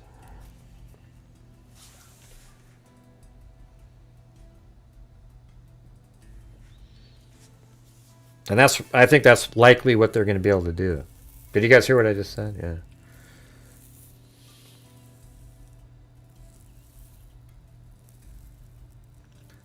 He jumped out the roof. He only weighs 150 pounds. He's like Gilligan. He's 22 years old. I could do that when I was a kid.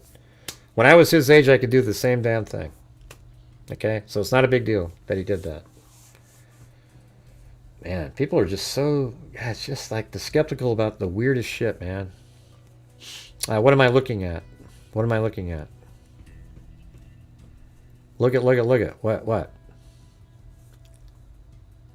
Oh, whoa. Chris O'Connell said... I didn't see that. She said she'll give 10 memberships if the freaks can if you guys only do 5. That's crazy. That's what is that? 3 to 1 basically, or something like that. All right, man. Can the freaks do it? Hell, I might even do the. I'm just kidding. Anyways, if you guys can do that, that'd be great. So just 5 memberships, and then I think it can even be 5. Just $5 counts as a membership. Yeah, that'd make a big difference there. Help us get to a goal. I try to make goals on my shows. I did a 5-hour show and just barely got in there. And then now we're doing another one. We're about almost just bailed a little bit ago. It was getting about an hour and 35. Did you guys see that up there? The challenge by Chris O'Connell? It's just amazing. You guys used to always just nail those things. Yeah, I'm wishing I had circled back and grabbed it as soon as I got to my vehicle. I'm worried what my old man would do if I didn't bring back Grandpa's rifle. I don't know if he had a serial number, but it wouldn't trace to me. I worry about prints. I had to leave it in a bush where I changed outfits. Didn't have the ability or time to bring it with me. And then there's like this ... So that means there's this other stuff that was said. I might have to abandon it and hope they don't find prints. How the F will I explain losing it to my old man ... So that means there's more conversation. Hey, there's Aaron Sayers for 1. We need 4 more, you guys. 4 more. Only thing I left was the rifle wrapped in a towel. And see, that's just part of a sentence that's later. So you see how there's like these 3 dots there. That means there's a whole bunch of conversation. Only thing I left was a rifle wrapped in a towel, ... And then somewhere down in the future it said, remember how I was engraving bullets? The effing messages are mostly big meme. If I see notices bold UWU on Fox News, I might have a stroke. All right, I'm going to have to leave it. Yeah, so that must mean he's been sitting there all night. And he's like, I got to leave it. I got to leave it. And that really effing sucks. Judging, and then there's a ... And then much later, probably in the evening, he writes, after typing in other stuff, hey, judging from today, I'd say Grandpa's gun does just fine. I don't know. I think that was a $2,000 scope. So why is there a struggle trying to get to Chris O'Connell's generous matching? You hardly ever get the ones where it's 10 to 5. It's usually... 5 to 5 or 10 to 10.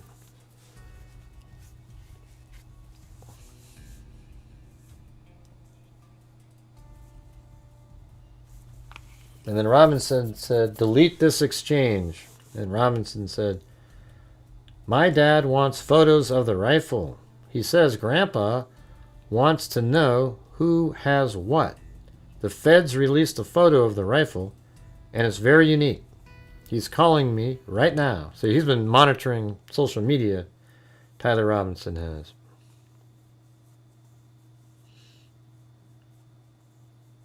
Yes, and then it said, he's calling me right now. I'm not answering. And then the dad even said he tried getting a hold of him, but he did.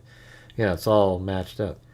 Robinson, since Trump got into office, my dad is pretty diehard MAGA. And then, but there's ... So it might have been like, who knows what the conversation was. Twigs probably was like, yeah, man, your parents are pretty conservative. I know, man, your dad's just kind of wild. And then he goes, yeah, since Trump got into office, he's been really diehard MAGA. That would make sense, right? Like they were actually talking about it. And then ... I'm going to turn myself in willingly. One of my neighbors here, so that's the next day, obviously. One of my neighbors here is deputy for the sheriff. And then Robinson said, you are all I worry about, love. And then Twig said, I'm much more worried about you. And then Robinson said, I don't talk to the media. Don't talk to the media, please. Don't take any interviews or make any comments. If any police ask, ask you a question, ask for a lawyer, and stay silent. Well, there you go. Police executed a search warrant on Robinson's residence. During that search, police discovered a shell casing with etching like the etchings found on the shells in the rifle near UVU. Police also found several targets with bullet holes in Robinson's home. So that's another little thing that you sort of missed because it seems like that should have been somewhere else. I mean, search of his residence, there's one paragraph. Yeah. But see how crazy this is, you guys? We have a really generous matching offer to help support the channel, and we can't even muster up like 4 of them. This is what I was talking about yesterday. It's just so, it's crazy. I mean, if I was a conspiracy nutter, I wouldn't even have to ask. It would just be like this crazy, oh, yeah, oh, this is awesome. Oh, you nailed it, Gray. Oh, man.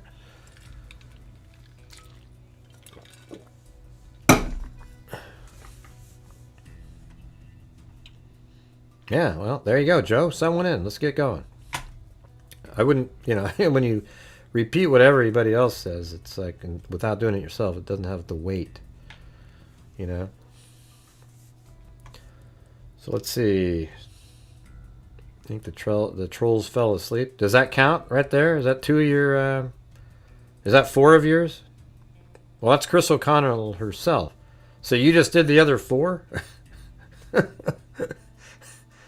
God, you guys are lame. Chris O'Connell had to do her own challenge. My God, you guys. That's ridiculous. It's like a freaking hot dog at a taco stand or, a hot dog stand. It's nothing.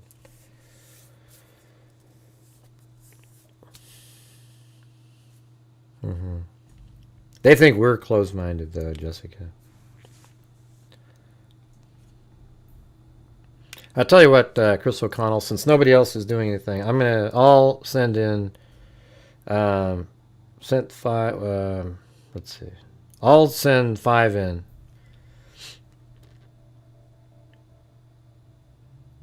Oh, so you're, now she's, see that, you guys? I would have got 10, except you guys didn't match it. She did. It's brutal. Man, you guys.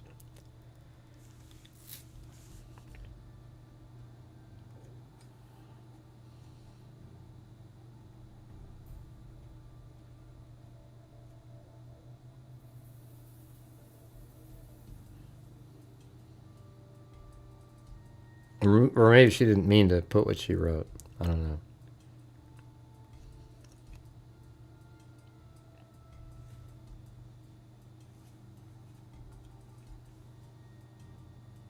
Well, I'll just do the other 5.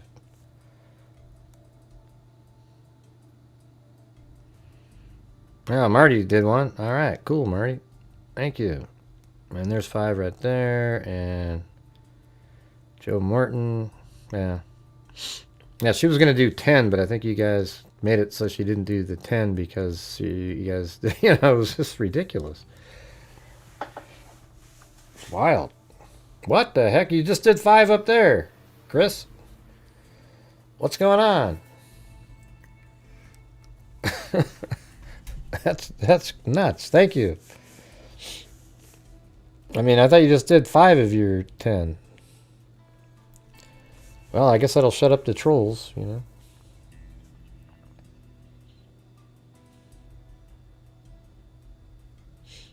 Thanks, Joe. Yep, and then we had Marty. So let's see. Chris O'Connell does a challenge. She'll do 10 if you guys do 5. And then Erin did 1 of them, and then nobody else even chimed in. And then Chris O'Connell did her own challenge. And then she sent 5 memberships in, just for fun, I guess. And then Marty jumped in, and then I gifted 5 because I was like, well, maybe I'll just do the other 5. And then Joe, and then Chris O'Connell did the 10. That's crazy. All right. Well, there you go. You did your own challenge.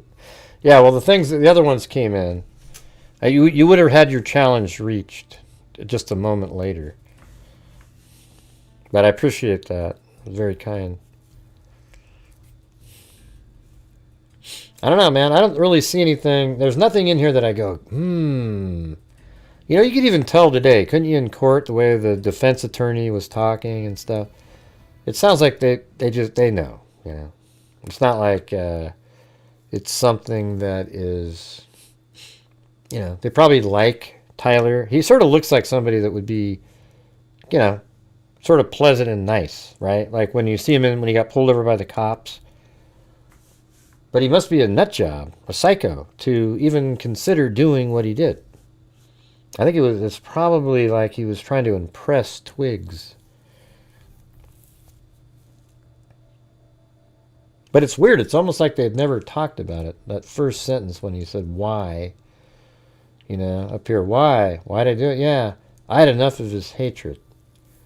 Like, wouldn't they have talked about that? Like, wouldn't you say, you know, I mean, he's just a, you know. But he doesn't talk like that, Tyler, you know. You're Jake with State Farm? Sweet.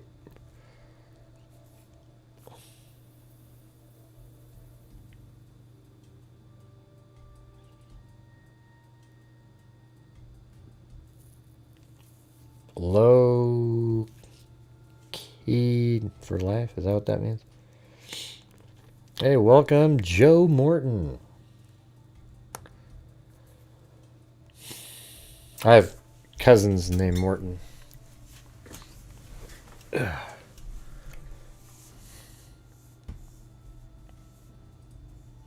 I said, what's weird? Oh, it is weird, you know.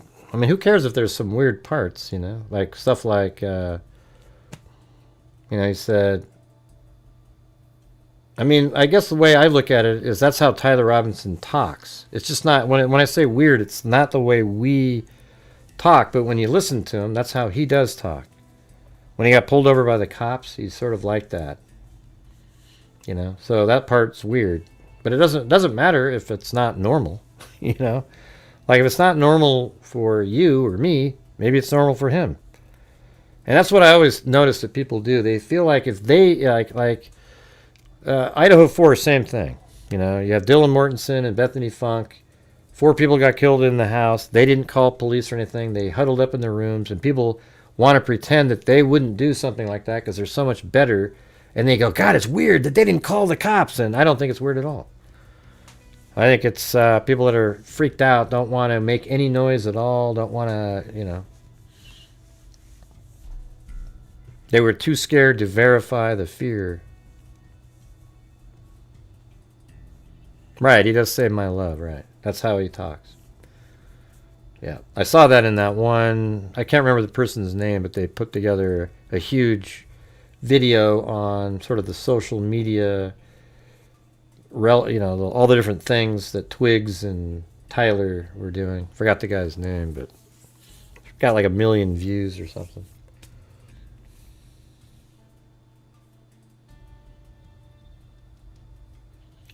I had enough of his hatred. Why did you do it?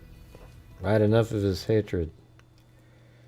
Yeah, I mean, it almost sounds like they actually didn't, those two didn't talk about it, but it sounds like other people in the little furry community on Discord knew what he was doing because they said something big's happening tomorrow. His old lady, huh?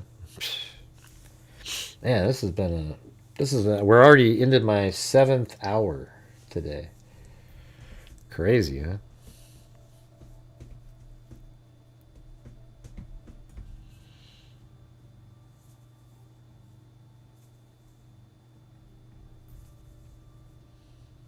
Because he just said he didn't want to tell the person, but I think he was feeling nervous that he couldn't retrieve his rifle. I mean, but when you say why did he do this and why did he do that, we don't know. We don't know why people do stuff like that. It doesn't match what you want it to be.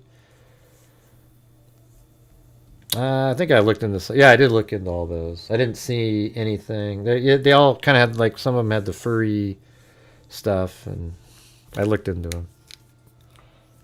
Didn't literally lead me anywhere deep or anything.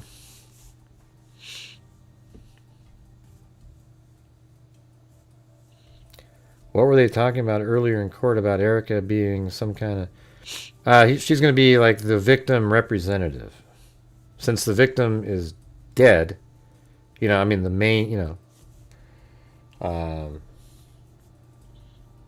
Charlie Kirk's dead, and she's going to be, like, represent that side.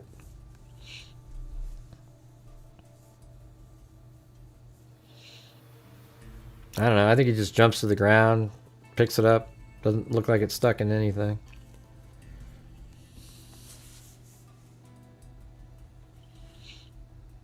And we can go over that part again.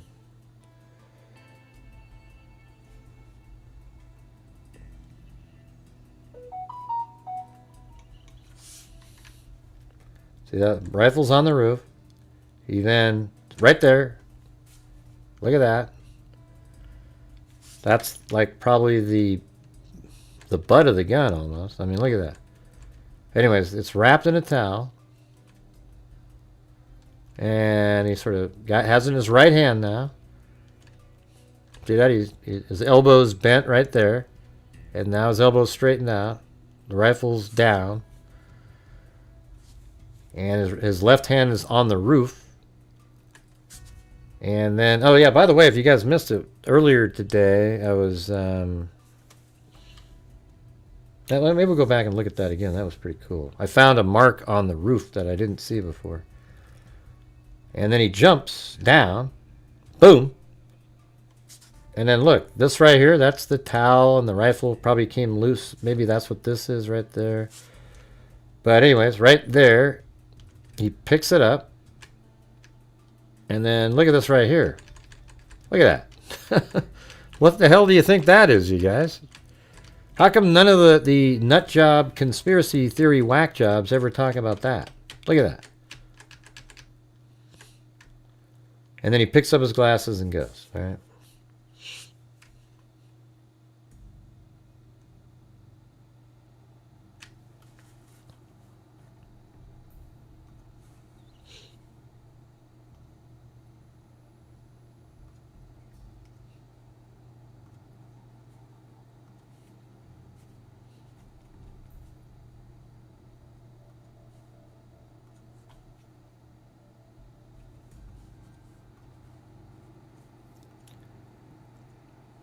Yeah, look at this, you guys. We were looking at this earlier, and it was pretty interesting. Let's see.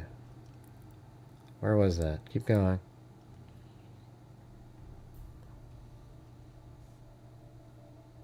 Right there. Keep going. Look at that. What the hell is that? That looks like a mark that he left up there. It's right in the right spot, too. Right there. Now, is that a shoe print, or is that his hand? Something? Who knows? I mean, look at that. Could that be the shoe print? It's kind of interesting that it's kind of a bunch of spots like that. Here, let's see. Let's look at the Chuck Taylor. You guys even here?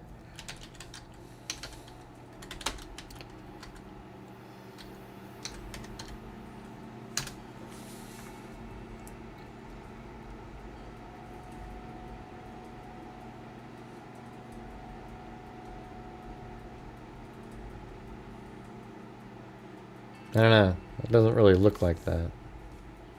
I don't know what that is.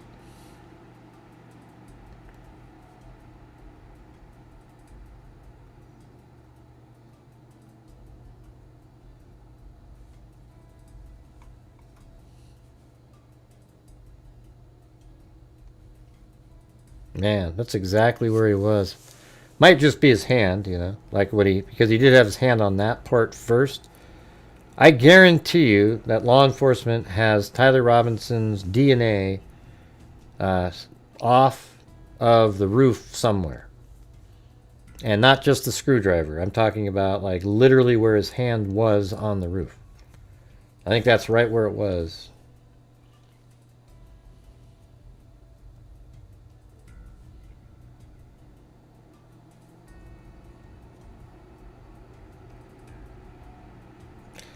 Let me go back to that. I think originally, like way back at the beginning.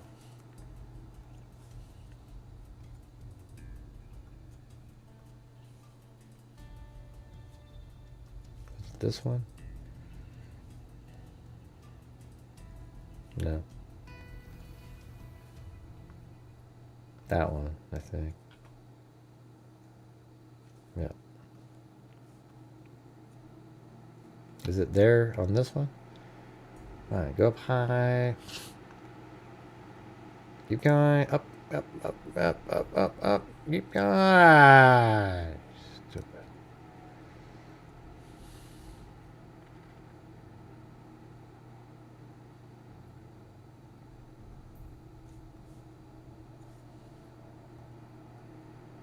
I just need to go a little higher. Darn it.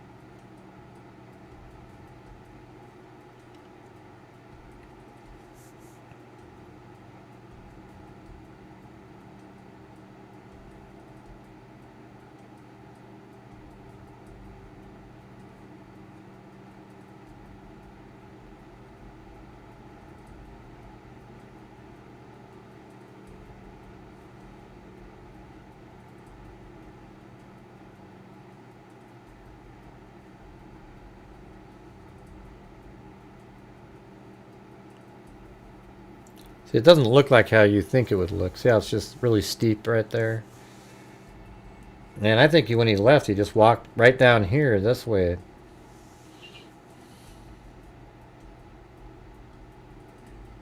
Oh yeah, I got my night show. You know, I just did that trial during the day. You know.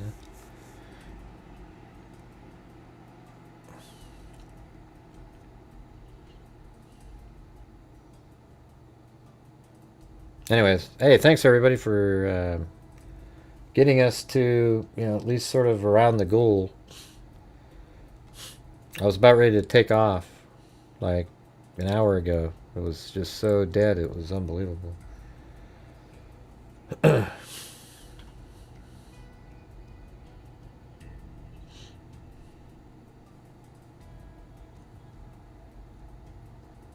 So I don't know if that, like, that red cone has anything to do with anything.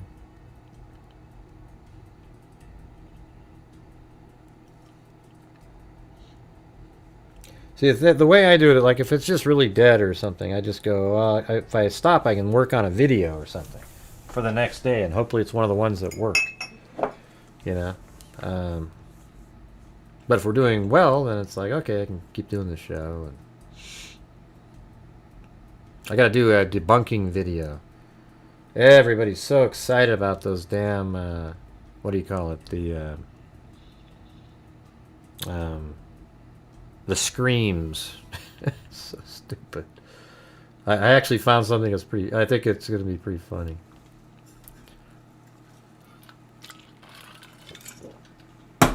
Whoa, Chris O'Connell. Jeez, thank you.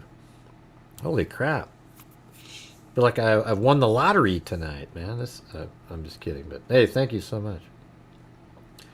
Yeah, so he right down there, I think, is where he actually went. All right. Let's open up another one. 3, and then this one. Yeah, I said screams in the Idaho case. Look at that face. Jesus. Yeah, I think he went right over there. So look at right here. Here's the little bank. That's the wooded area. And then all you have to do is walk over there and then up this little hill, and then you're right by the ROTC building. That's where I think he went. Isn't it more interesting to actually be investigating something that's real? You would think. Like, wow, that's interesting.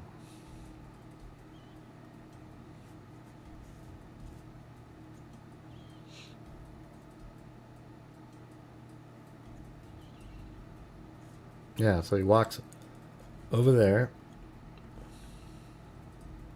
Let's see this one.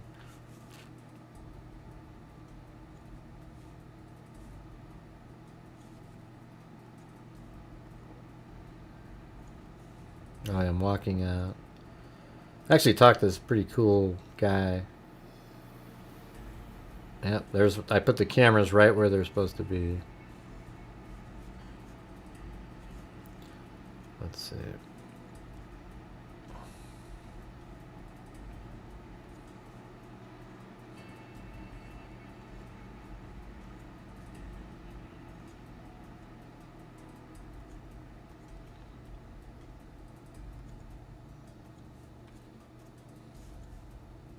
God, my hair's so thin. Look at that.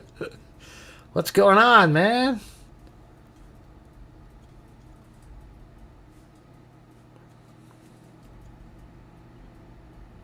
Oh yeah, that's that dead end. That's that open field that we see him running by. Right there. He comes out right over there and runs around like that.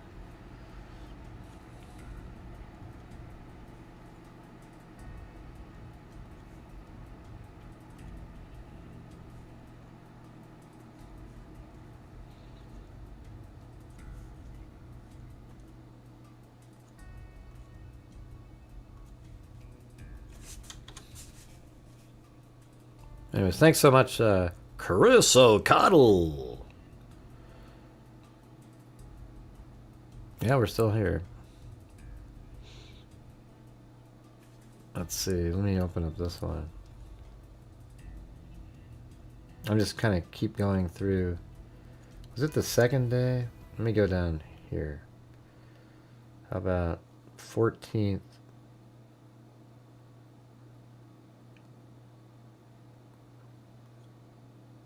Try that one. 5. Okay, that's when I had the drone. This one's cool. Here we go. Watch this. I put the Insta360 on top of my Mavic. I didn't quite go out as far as I needed to, but it's right there. That's where he only went right there. See, look how close that is, you guys. It's nothing.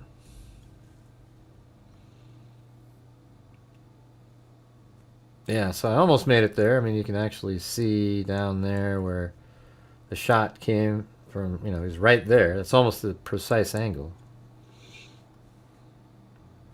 See that? Pretty cool, huh?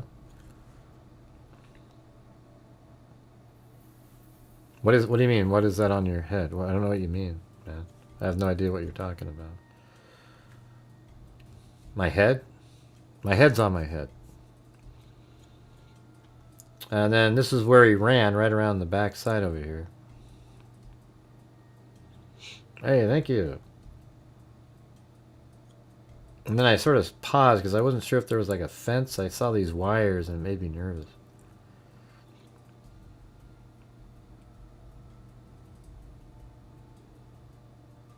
Yeah, I did this back in October. You know, a lot of you probably didn't watch or whatever, but, you know.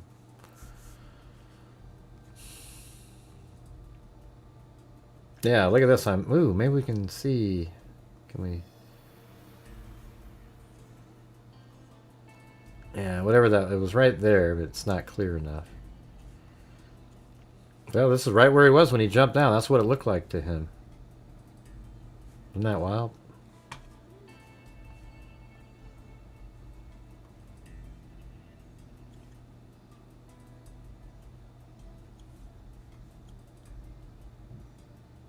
Apparently, there's a new drone out there that that Insta360 combined with somebody else is called anti-gravity, and it's a 360-degree drone. You wear goggles, you cannot see the drone at all. Like, see how you can see the drone right here?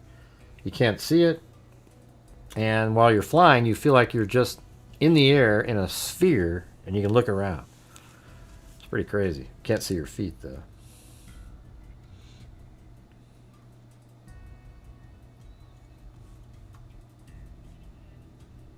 So that's where we were. So Tyler Robinson would have been right there. Climbed over that wall. He was right there, and then he just ran right over here. It's a really pretty short distance, you know. It's not far.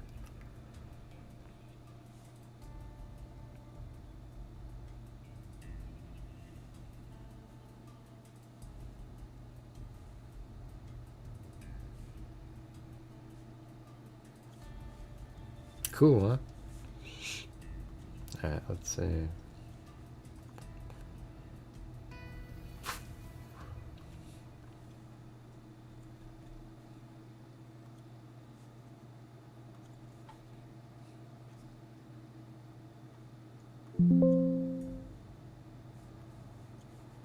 Oh, there it is.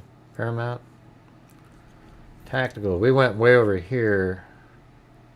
Down.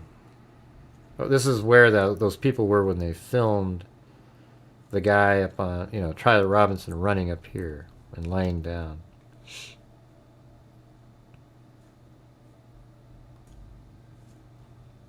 It's always hard for me to find the one where I almost make it by the ROTC building back there. Is it this one? 5-7. No. 2-6, 2-3. No.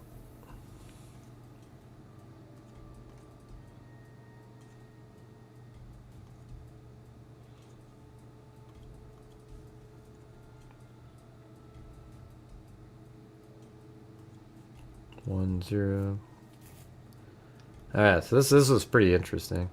So this is right where Charlie Kirk was, right here, right? But they kind of blocked this off, so I sort of cleverly put my 360-degree camera on the pole from back here and kind of put it in a spot where it sort of worked. Let's see. Trying to find, like, is it over here? I don't remember exactly where I did it.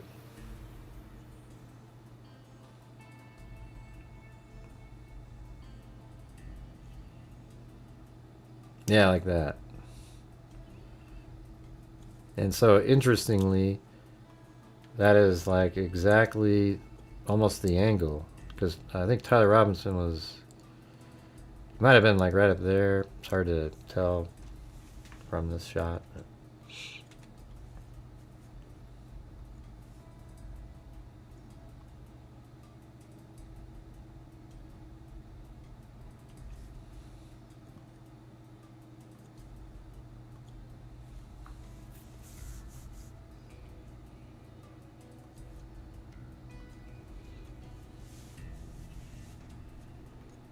Yeah.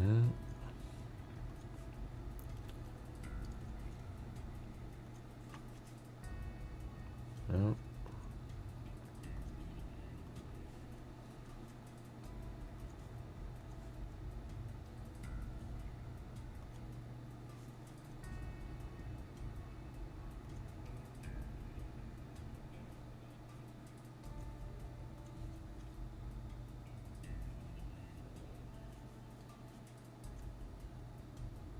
I don't think that. Yeah, so I did go back to the tunnel again.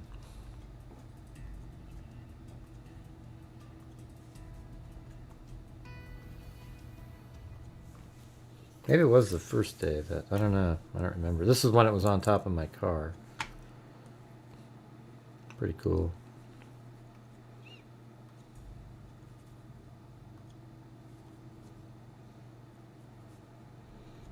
Maybe let me remove all of these and then I'll... Wait, what was that one? Oh, that was when I went into the woods.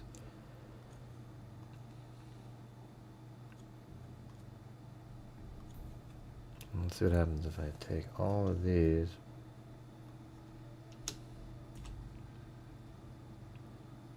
See, the 13th I got even more footage.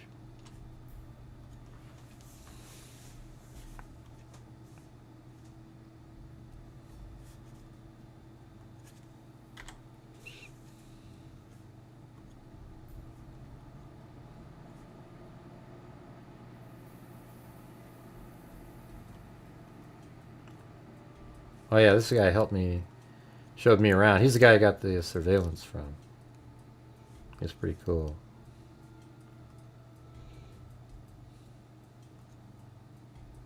He got us back here in the construction area. He was pretty funny. Anyway, yeah, so this is the construction area, and apparently the construction workers saw Tyler Robinson. And here's where we were earlier. We were right over there. And this is what I was telling you. Like, up here, you just kind of climb up through there, and you could get right to the ROTC building.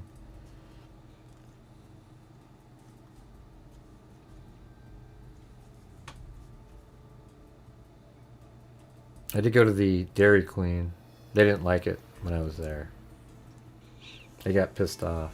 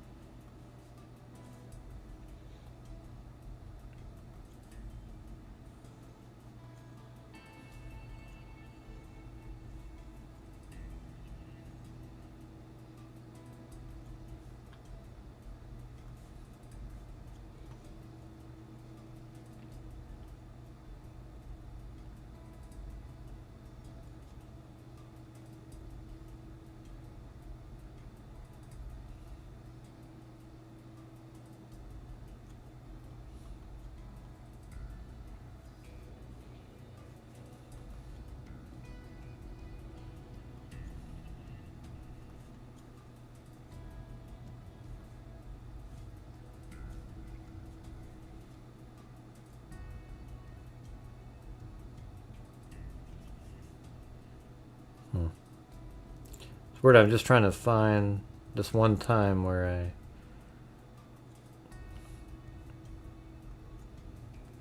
I walked up in this, oh man, there it is. Keep going, that one, no, this one, no, this one, yeah, here it is. Yeah, so let me show you, here's where we're at right here on this one.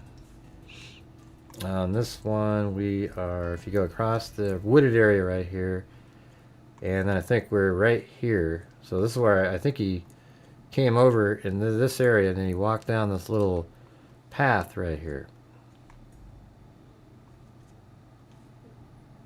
And there's the blue roof right there. See that? So we're about right in here.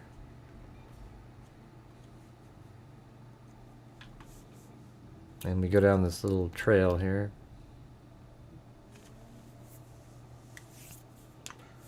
Charlie Kirk case and VK case, but none of the other y'all follow on the channel. What's a couple you guys cover so I can look into them?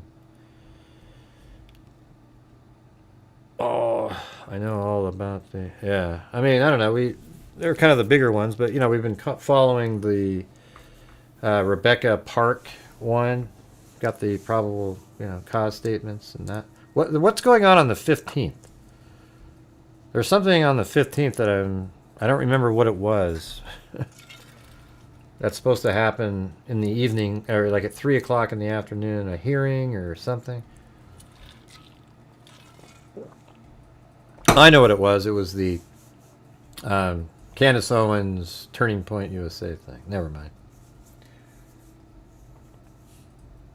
Man, that's going to be crazy. You know, it's cool. See that little, right there, that little, that's even on Google Earth. It's right there. See that? It's crazy how Google Earth can pick up something like that.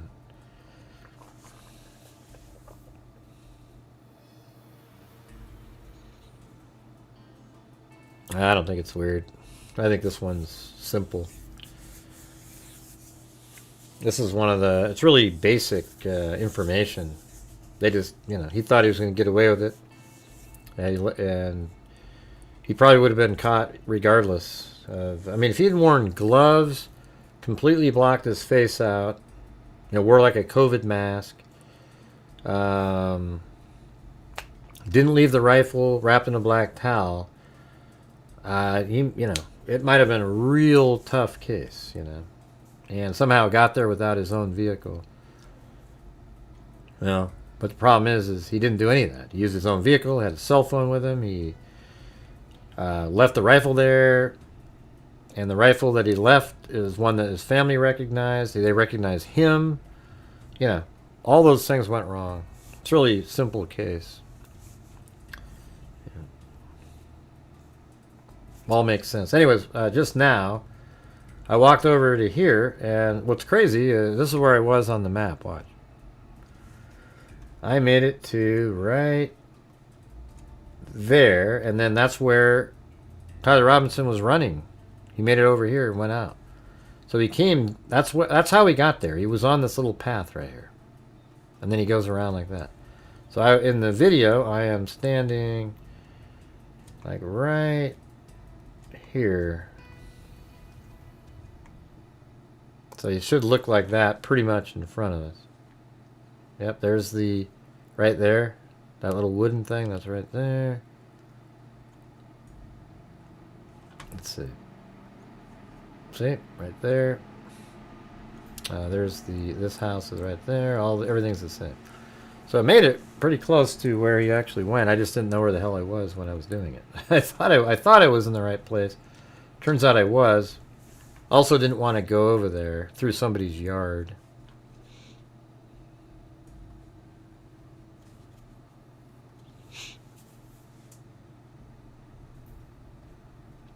Let's see. Let's see. Geez, lots of files. Yeah, I do. I have tons of them. Yeah. I film all over the place when I was out there.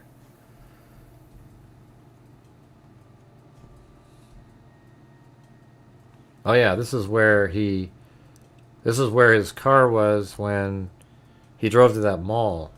And here's the camera that filmed him right there. And so you see him pulling in over here. So I even went to that. This is in the parking lot. And I think he walked over here. And yeah, that is sort of weird because he pulls in right over here, and then another car pulls in behind him, and then the cars go that way. Like, why would you pull in behind a car in a parking stall, not right there, where there was nobody? You know, so that part is interesting. Like, maybe he's one of his furry buddies. You know, the case though against Tyler Robinson is there's no doubt at all. Like, he absolutely is the killer, and his attorneys know that. They probably want to string it along as they can, you know, get the Benjamins from the state, you know.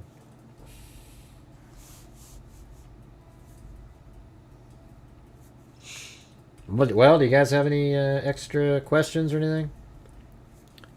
Any thoughts, etc.? Look at that. That's it. See, look what I got, you guys. Look at it. But great! I put it on there. Just for you guys, huh? Alright. It's better than what it said before. Freak O. It was really Freak Zero, but...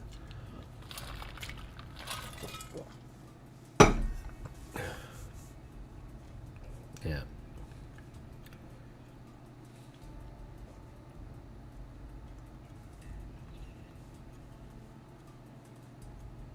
Did I do this again? Let me see. It was just the only time I did it. I don't remember. Ah. That must have been a secondary.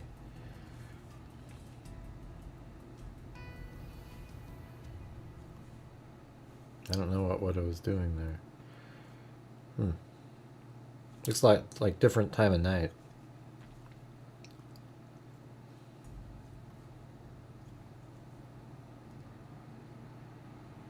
Oh yeah, here we go. See, this is when I was thinking about it. I think this is what he did. So here, let's see.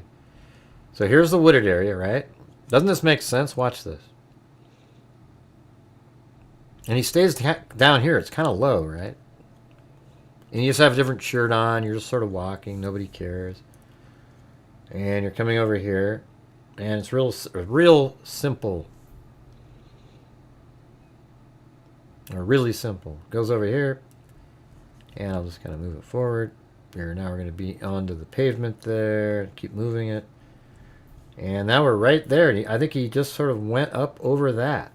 I know these are it's kind of deep there, but I think he went up over that because right at the top of that is, again, like we were talking about earlier, that's right here. So you just kind of go up this and then make your way down here and then go across here, and that's how we got out of there with the maroon shirt.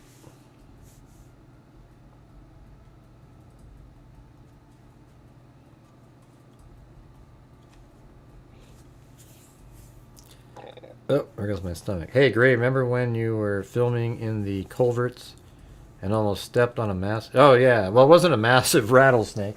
It was just a snake. How do you remember that one? That's funny. I went, ah! Like that. It was... oh, my God. I think I cussed and everything. Yeah, that's when I was filming the Oregon serial killer case. Yep. That's right.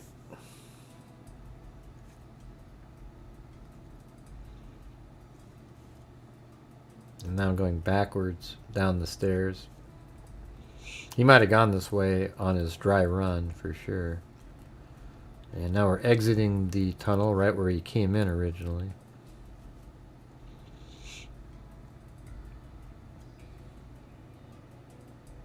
And then there are stairs right there, right? So he didn't want to take those. That's why he walked over there. It's crazy, all the stuff that he sort of planned in there. Nah, I didn't see that. I'm covering this.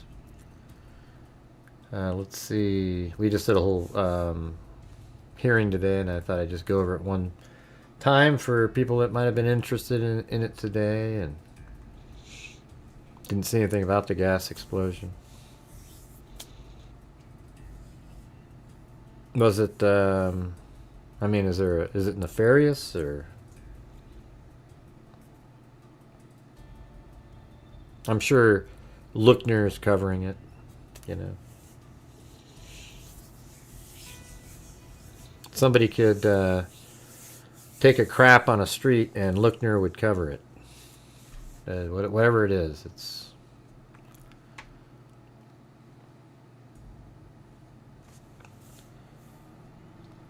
Yeah, it must have been the Egyptians. Yep.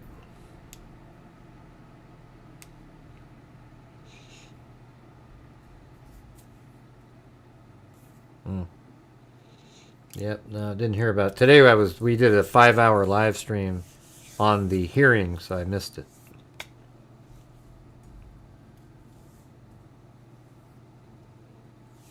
Yeah, I've done. Today was a particularly long day on YouTube. We're talking about, I mean, what is this? 7 hours and 24 minutes.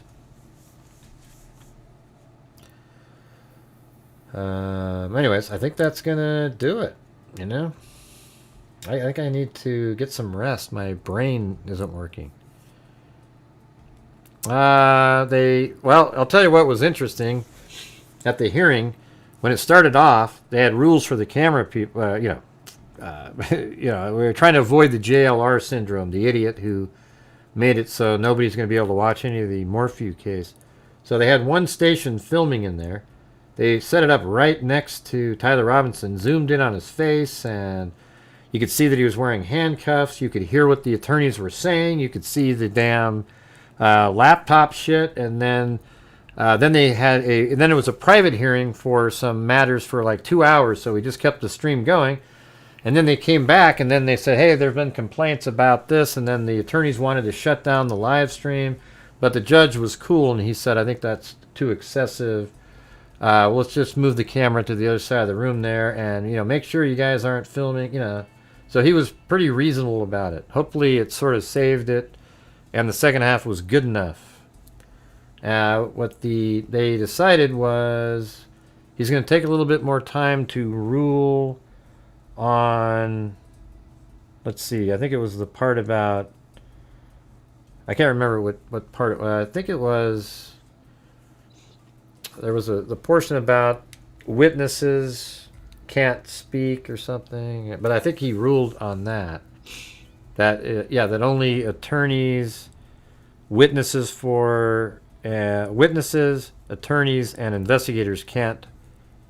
There's a gag order. Everybody else can talk about it.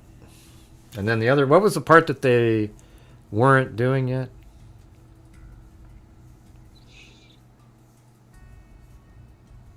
Right, that was the other day. That's McDonough has been reporting that stuff. I think he has a source inside the prison over there.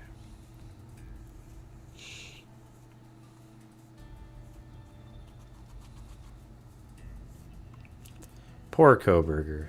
Man, don't you feel sorry for the guy? I do, Gray. He didn't do it, you bastard. Yeah, that was a pretty good show. Well, I think but they're reporting his work. He did that. I think he's the one that got the information. So every time you read it, like on Fox News or not Court TV or Law and Crime or any of these places, he's like Daily Mail.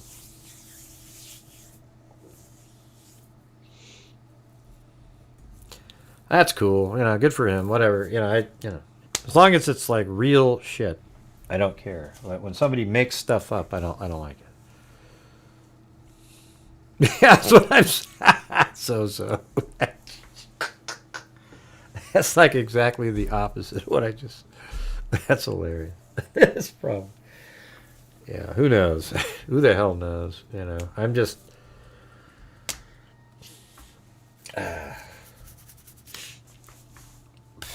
That's pretty funny though.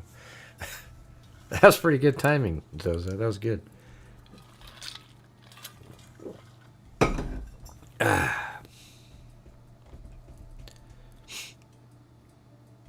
Hey, Chris O'Connell, I want to just say thank you for your amazing generosity on some of these nights where it's like, oh man.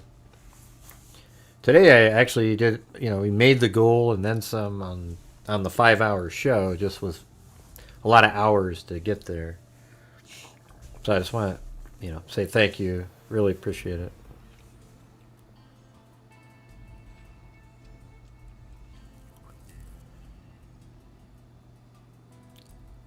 It's probably a load of shit then. It's probably a load of shit then. Oh, man. It's just all he said was he was going to do something to himself because people were yelling at him and taunting him, right?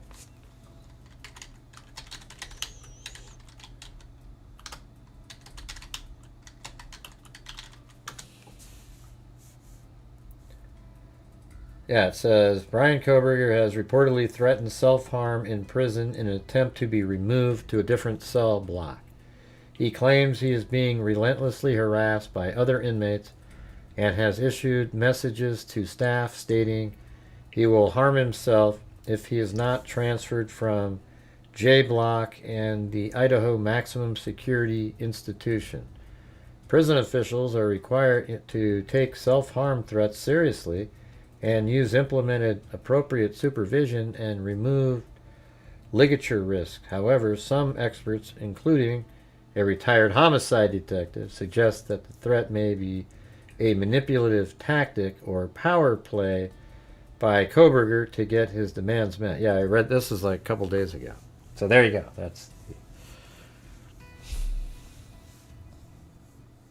Of course, that's what it is. It's a manipulative tactic. I don't even think that's clever to come up with that. That's just obvious, right? He's trying to use it to get moved to a place that's more beneficial for him. I'll tell you what I would do. I don't really give a damn. As long as Koberger never gets out and it's not great, give him a couple benefits out there. If he sits down and goes through, meticulously explains everything that he did, doesn't change any of the outcome or anything for himself. It's just maybe he gets a couple, An extra Twinkie with dinner, you know, that kind of thing. So. Yeah. Yeah. I just decided, he actually called me up one time and we talked, so we were just like, I'm just going to kind of abide by whatever the hell it was. I don't really care, we don't really cross paths on any cases or anything anymore. I just do my own thing. And to be honest with you, I don't give a shit what Kohberger's doing in prison. If at some point he does an interview and tells what he did, I'm all over it. That's great. I just don't give a damn what he's doing day to day. I have no interest in that kind of stuff at all. That's drama. It just doesn't have any... I like to figure out what happens in cases. I like to put all the pieces of the puzzle together. That's what I'm trying to still do, get all the different stuff still. I still got surveillance footage coming, etc. I don't know what it is. That kind of stuff never interests me. Like, I don't care how Richard Allen's doing in prison.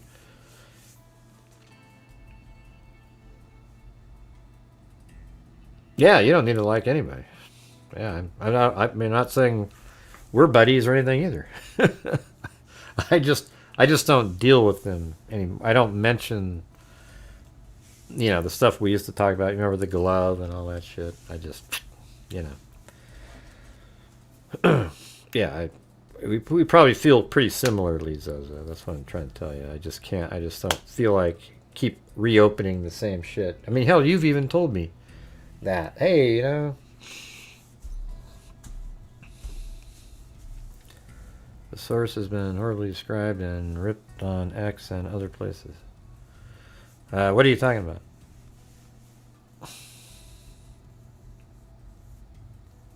Yeah, there's a whole bunch of stuff, related to that person. But when he has different versions of the events.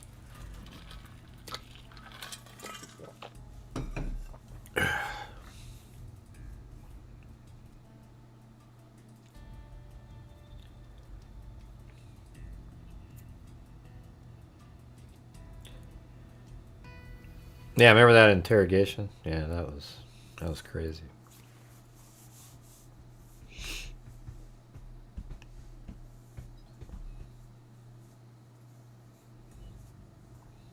I just want to know what he did. Why are people sort of fascinated with his prison life? Like, that to me is just such a meaningless deal. Like, everybody's so, ooh, let me go look, ooh. I mean, I guess if it pops, you guys are, I feel like it just sort of pops up and you read it, but there's people that, like, why are you out investigating what he's doing in prison? You know what I mean? Who cares?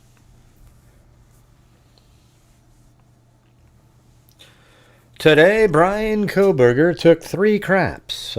All 3 of the craps he had did have elements of corn in them. Some had spinach. Now, what we surmise from that is in the early morning hours, he might have had spinach because when we retrieved the fecal matter in the 3rd hour, the 3rd batch, it seemed to have more spinach in it. Now, we were kind of wondering if the digestion of the spinach took a little bit longer and wasn't quite in the earlier 2 turds, but in the 3rd one, we definitely see a larger proportion of that said spinach, and the corn is nicely formed in all 4 of them, meaning either he didn't chew the corn, or that's just what happens when you eat corn, for God's sakes. We'll have another update tomorrow. We'll see if he had asparagus by taking a whiff of some of his urine. I mean, you guys are ridiculous. Who cares about this stuff? Yeah, I mean, this is a case I'm going to keep finding. I'm still got FOIA requests out. You know what I mean? It's just, I don't care what he's doing in prison at all. Like, I don't have any interest in it. I don't, you guys can have interest in it. I don't understand it, but Yeah, so I'm doing, like, I still have the Floyd's Cannabis Shop. I still have the records of the DoorDash delivery exact time. I mean, I want that, don't you? I mean, I just want to be able to keep filling in the timeline stuff. Yeah, well, the problem is I see what you're saying, but I mean, there's still timeline information that I'm loading in, but I agree with, in general, like, you know.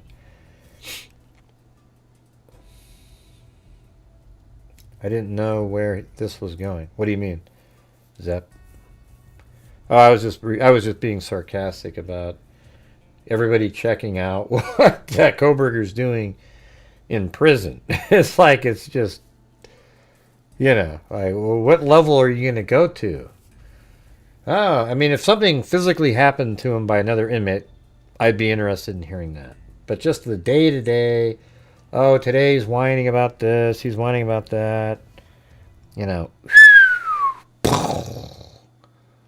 You know.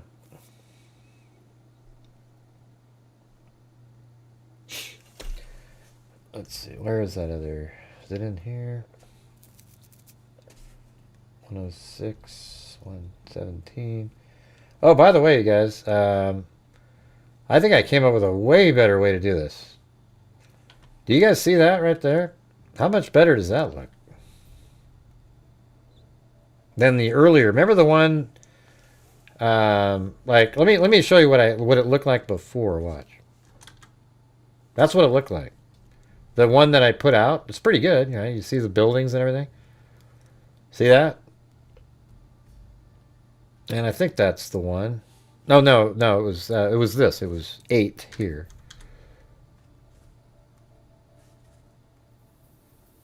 Was it that one or? I think it was a little different. It had a little different setting. But what I did is the one on top. I changed the contrast and everything. Watch this. So you make it brighter, and then, hell, you could go like that. I mean, look how crazy this is. What? And then make that 2.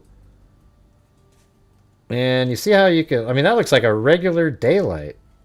But look at this, man. I can have the Elantra coming in. It's crazy. Watch this. I mean, it's wild. I mean, there it is. And then heads north on King. See that? And then we'll head it's left. Like completely daylight in this thing. It's nuts. But here it is when it comes in. Look at this. There's the headlights. This is King Road. Isn't that crazy? I mean, it looks like freaking broad daylight. East onto Queen Road. And there it is. And then we'll head behind 500 Queen Road. It would be really interesting. I don't know what. I just think that's bizarre. That's because I made this. Let's see. Now it looks different. Oh yeah, this to 0 now. So this needs to be, even if it's 1, that's pretty good. That's 1% opacity. I mean, that's insane. It almost looks exactly like a daylight shot there. You have to admit, right? I mean, I just came up with this today. I was thinking, well, what if I change the brightness of the top level overlay, make it really bright, and then contrast it, and then change the opacity even lower, and shit, it looks like it's a daylight shot, and then here's the car driving around. I think it's just unreal. Okay, let's see what it does. Let's see. 301. That's when it's leaving. So that means right up here. Let's see what that looked like. Top of that building in the upper left-hand corner. Now you can see the building really clearly. Yeah, look at it. There's the headlights right there. See that? Right there. And then the building just to the right of that is 1119 King Road. I don't know, man. I think that's pretty nuts. I'm not going to kid you. Bright lights on. There it is. Boom. Yeah. Unreal. I think it's actually better if it's a little bit. So if I make this and then See, that's the one that really, if you dial it in, I mean, look at that. Really, like, sharper looking. You can see everything. But it has a little darkness to it. And see, that one, I think that one I like better.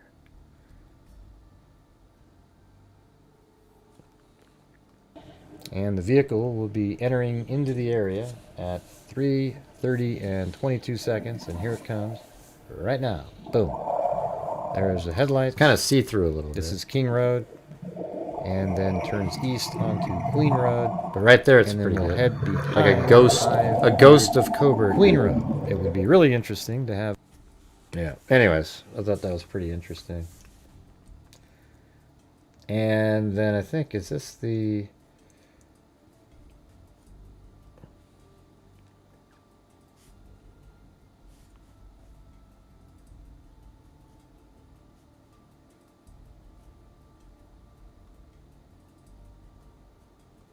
Oh yeah, this is one I was looking at earlier. Let's see, hold on. Same concept. And then you can see by the lights. Yeah, anyways. It's an idea.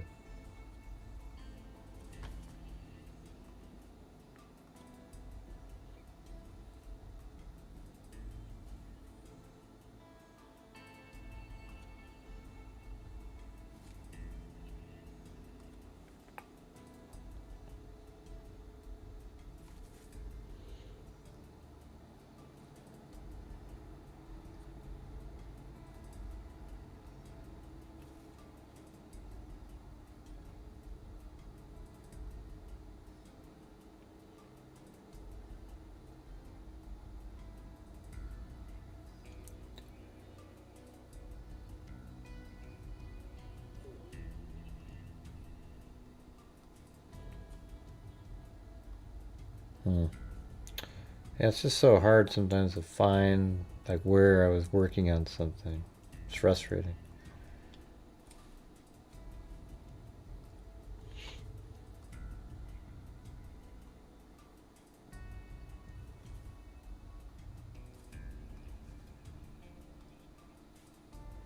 What the hell is it? God, it's unreal.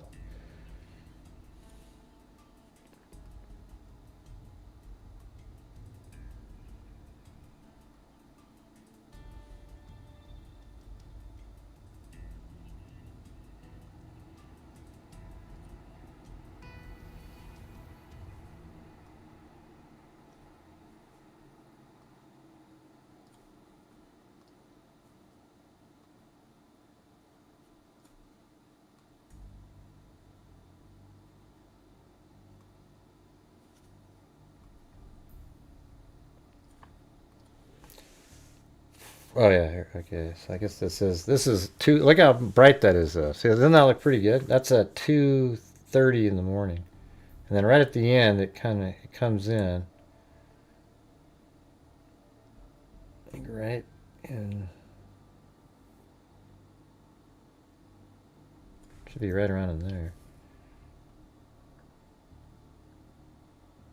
Oh, there it is. Let me see how good it looks.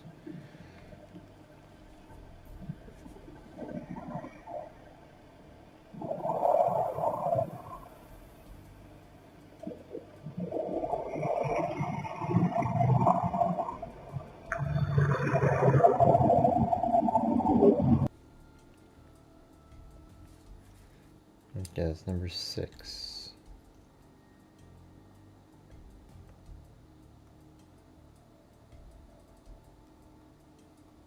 Alright, that's one I wanted to make sure I had that.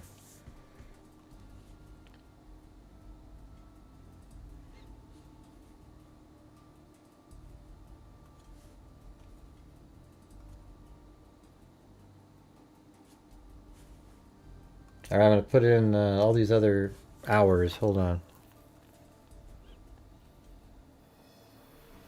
Man, this is a long day on YouTube.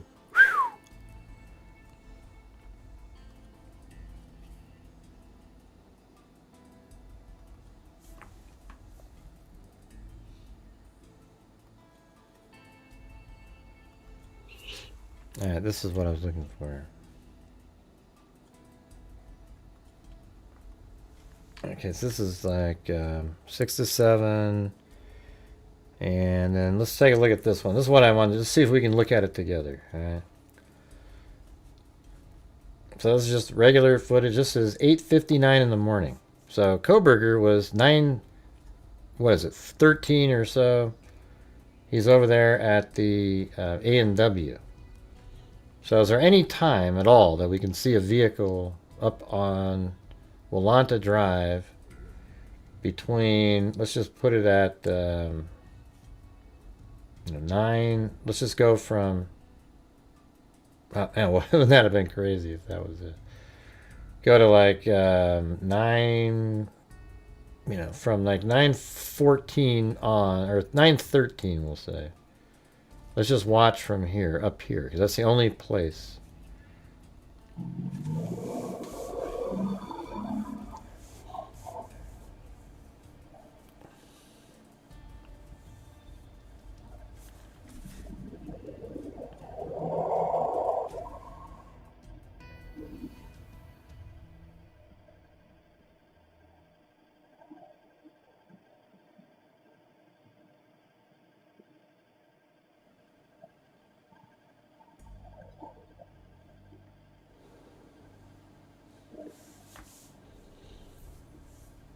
Yeah, wasn't that crazy? That looked like it was total daylight.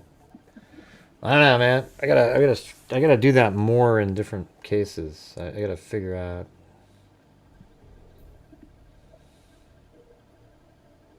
I think it's such a useful tool. It's kind of interesting that, like I was saying, I don't know if they got it from me, but it was, FBI used it in the, what's the name of that? I don't remember. A case that I asked if they wanted me to do it in. There's a person walking right there. Did you see that? Doesn't come in very good. Right there, see this? There's a person. And what time is that? That is 9:15. That would be crazy, right? If you drove around and parked behind there and then walked. Wouldn't that be nuts? Is that possible?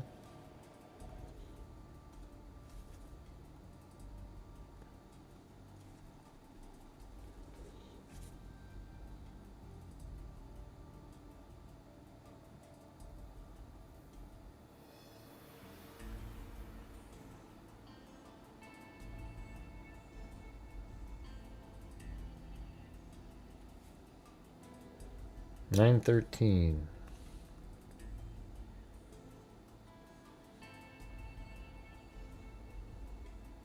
And that's not far away, but it takes like 2 minutes to get from here.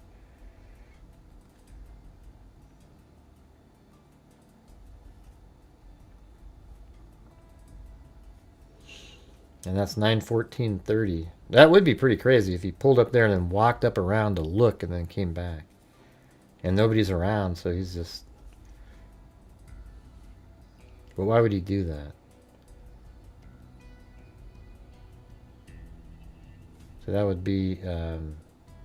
yeah, so that's only 59 seconds later. No way.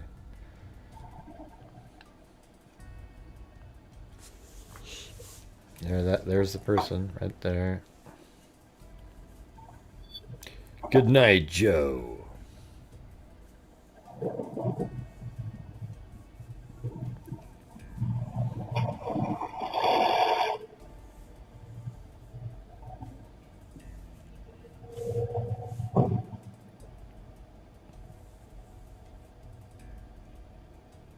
I mean, right now there's 4 dead people in a house just off to the left, and not a soul is aware, other than maybe, Dylan and Bethany are aware that something has happened. And that's it. There's a guy over here smoking a cigarette.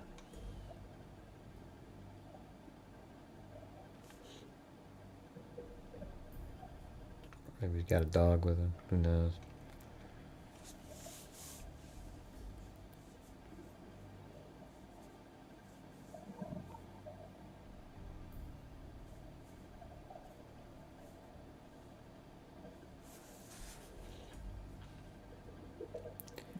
few hours. So I'm out. It's been nice hanging out. Hey, thanks for being here, man. Appreciate it. Joe Morton.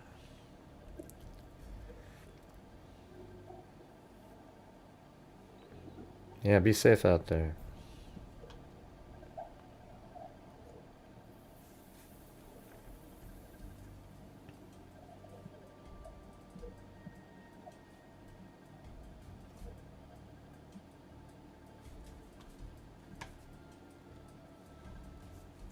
I guess while this is playing, thank you to Richard Watts, Bruce Holdaway, and then Michelle H. and Shamo, or you guys ever see that commercial where it's like a insurance commercial, and there's this old elderly couple, and one of them's working with an agent on a video call, and she goes, and my name is Sham, and then all of a sudden the girl comes out and meets the person that she just helped. I think that's a weird, creepy video. Not only that, it's like, would you want the name of the person where you're trying to sell a service to named Sham?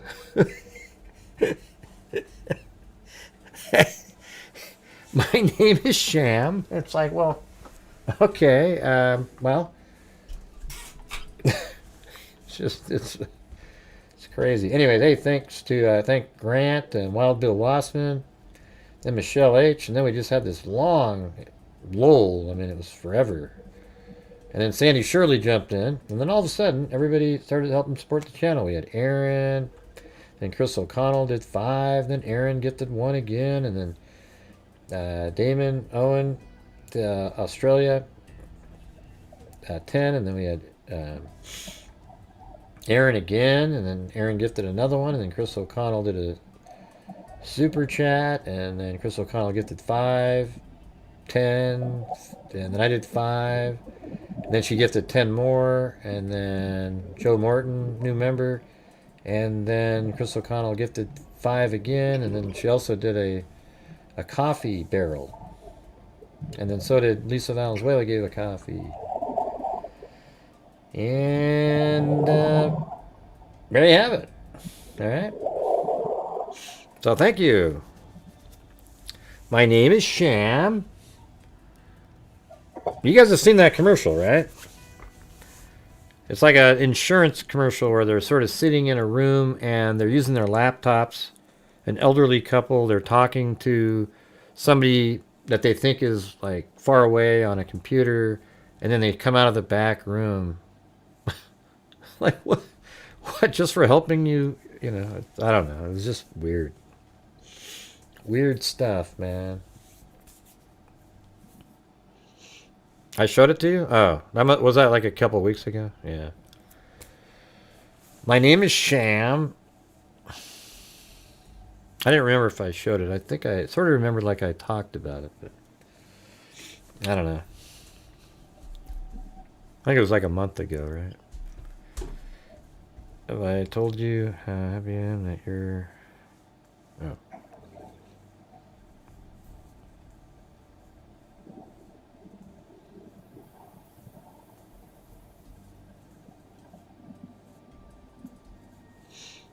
Well, maybe I did show that. Man, maybe I'm getting dementia too, man. I don't remember stuff like that. I mean, it is just kind of a random little thing. It's not like you're gonna... My name is Sham.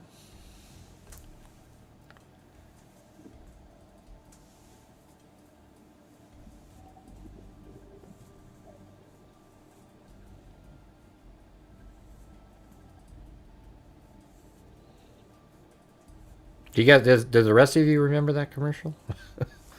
Because I barely remember talking about it. Ugh. I don't know if I brought up the sham part on that one. Anyways, thanks everybody. See you guys tomorrow. And who the hell knows what tomorrow will bring, but I gotta get to bed. Alright, thanks everybody. See you tomorrow, and as I always say, until next time, be safe out there. Yeah, I've been doing this true crime thing for quite a while now. And during this whole time, I have not seen Maybe you one watched the person. commercial, Lisa. I don't That remember is seeing it though. Or talking about Crime dissector, flag rejector. I'm a certified human lie Detector, I'm gonna get you on a stretcher if you try and play me like an old projector. crime sector. Here's my nectar, Professor Gray is gonna give another lecture. Crime collector, freak connector, and I'm always gonna be a Baba-Vector. Tool deflector, interceptor. And I'm meaner than a spectre with a vector on his pector. With all respect, y'all. Just remember, I've a temple fucking conjecture. I have no agenda. I have a fender, and also a tea straight without a blender. And in the end, I'm gonna send you on a mission to reveal a true offender. Yeah, so I'll just get right back to work. Alright, everybody?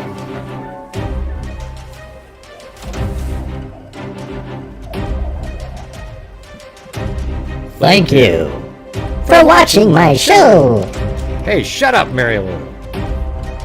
Thank you for watching Grey Hughes Investigates, where we look into crimes using facts, logic, and reason to figure out exactly what happened in a case. We don't do conspiracy theories. We don't invent things for views, likes, and subs. Just the facts, Jack. Thank you all very much for watching.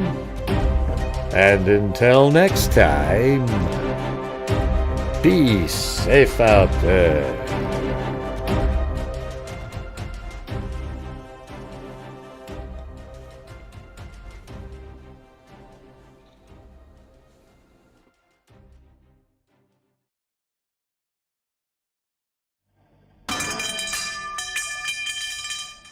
Bye.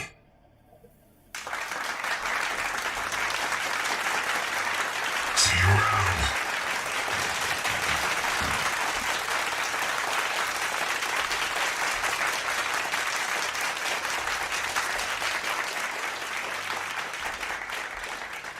You pieces of shit got to the jury, didn't you?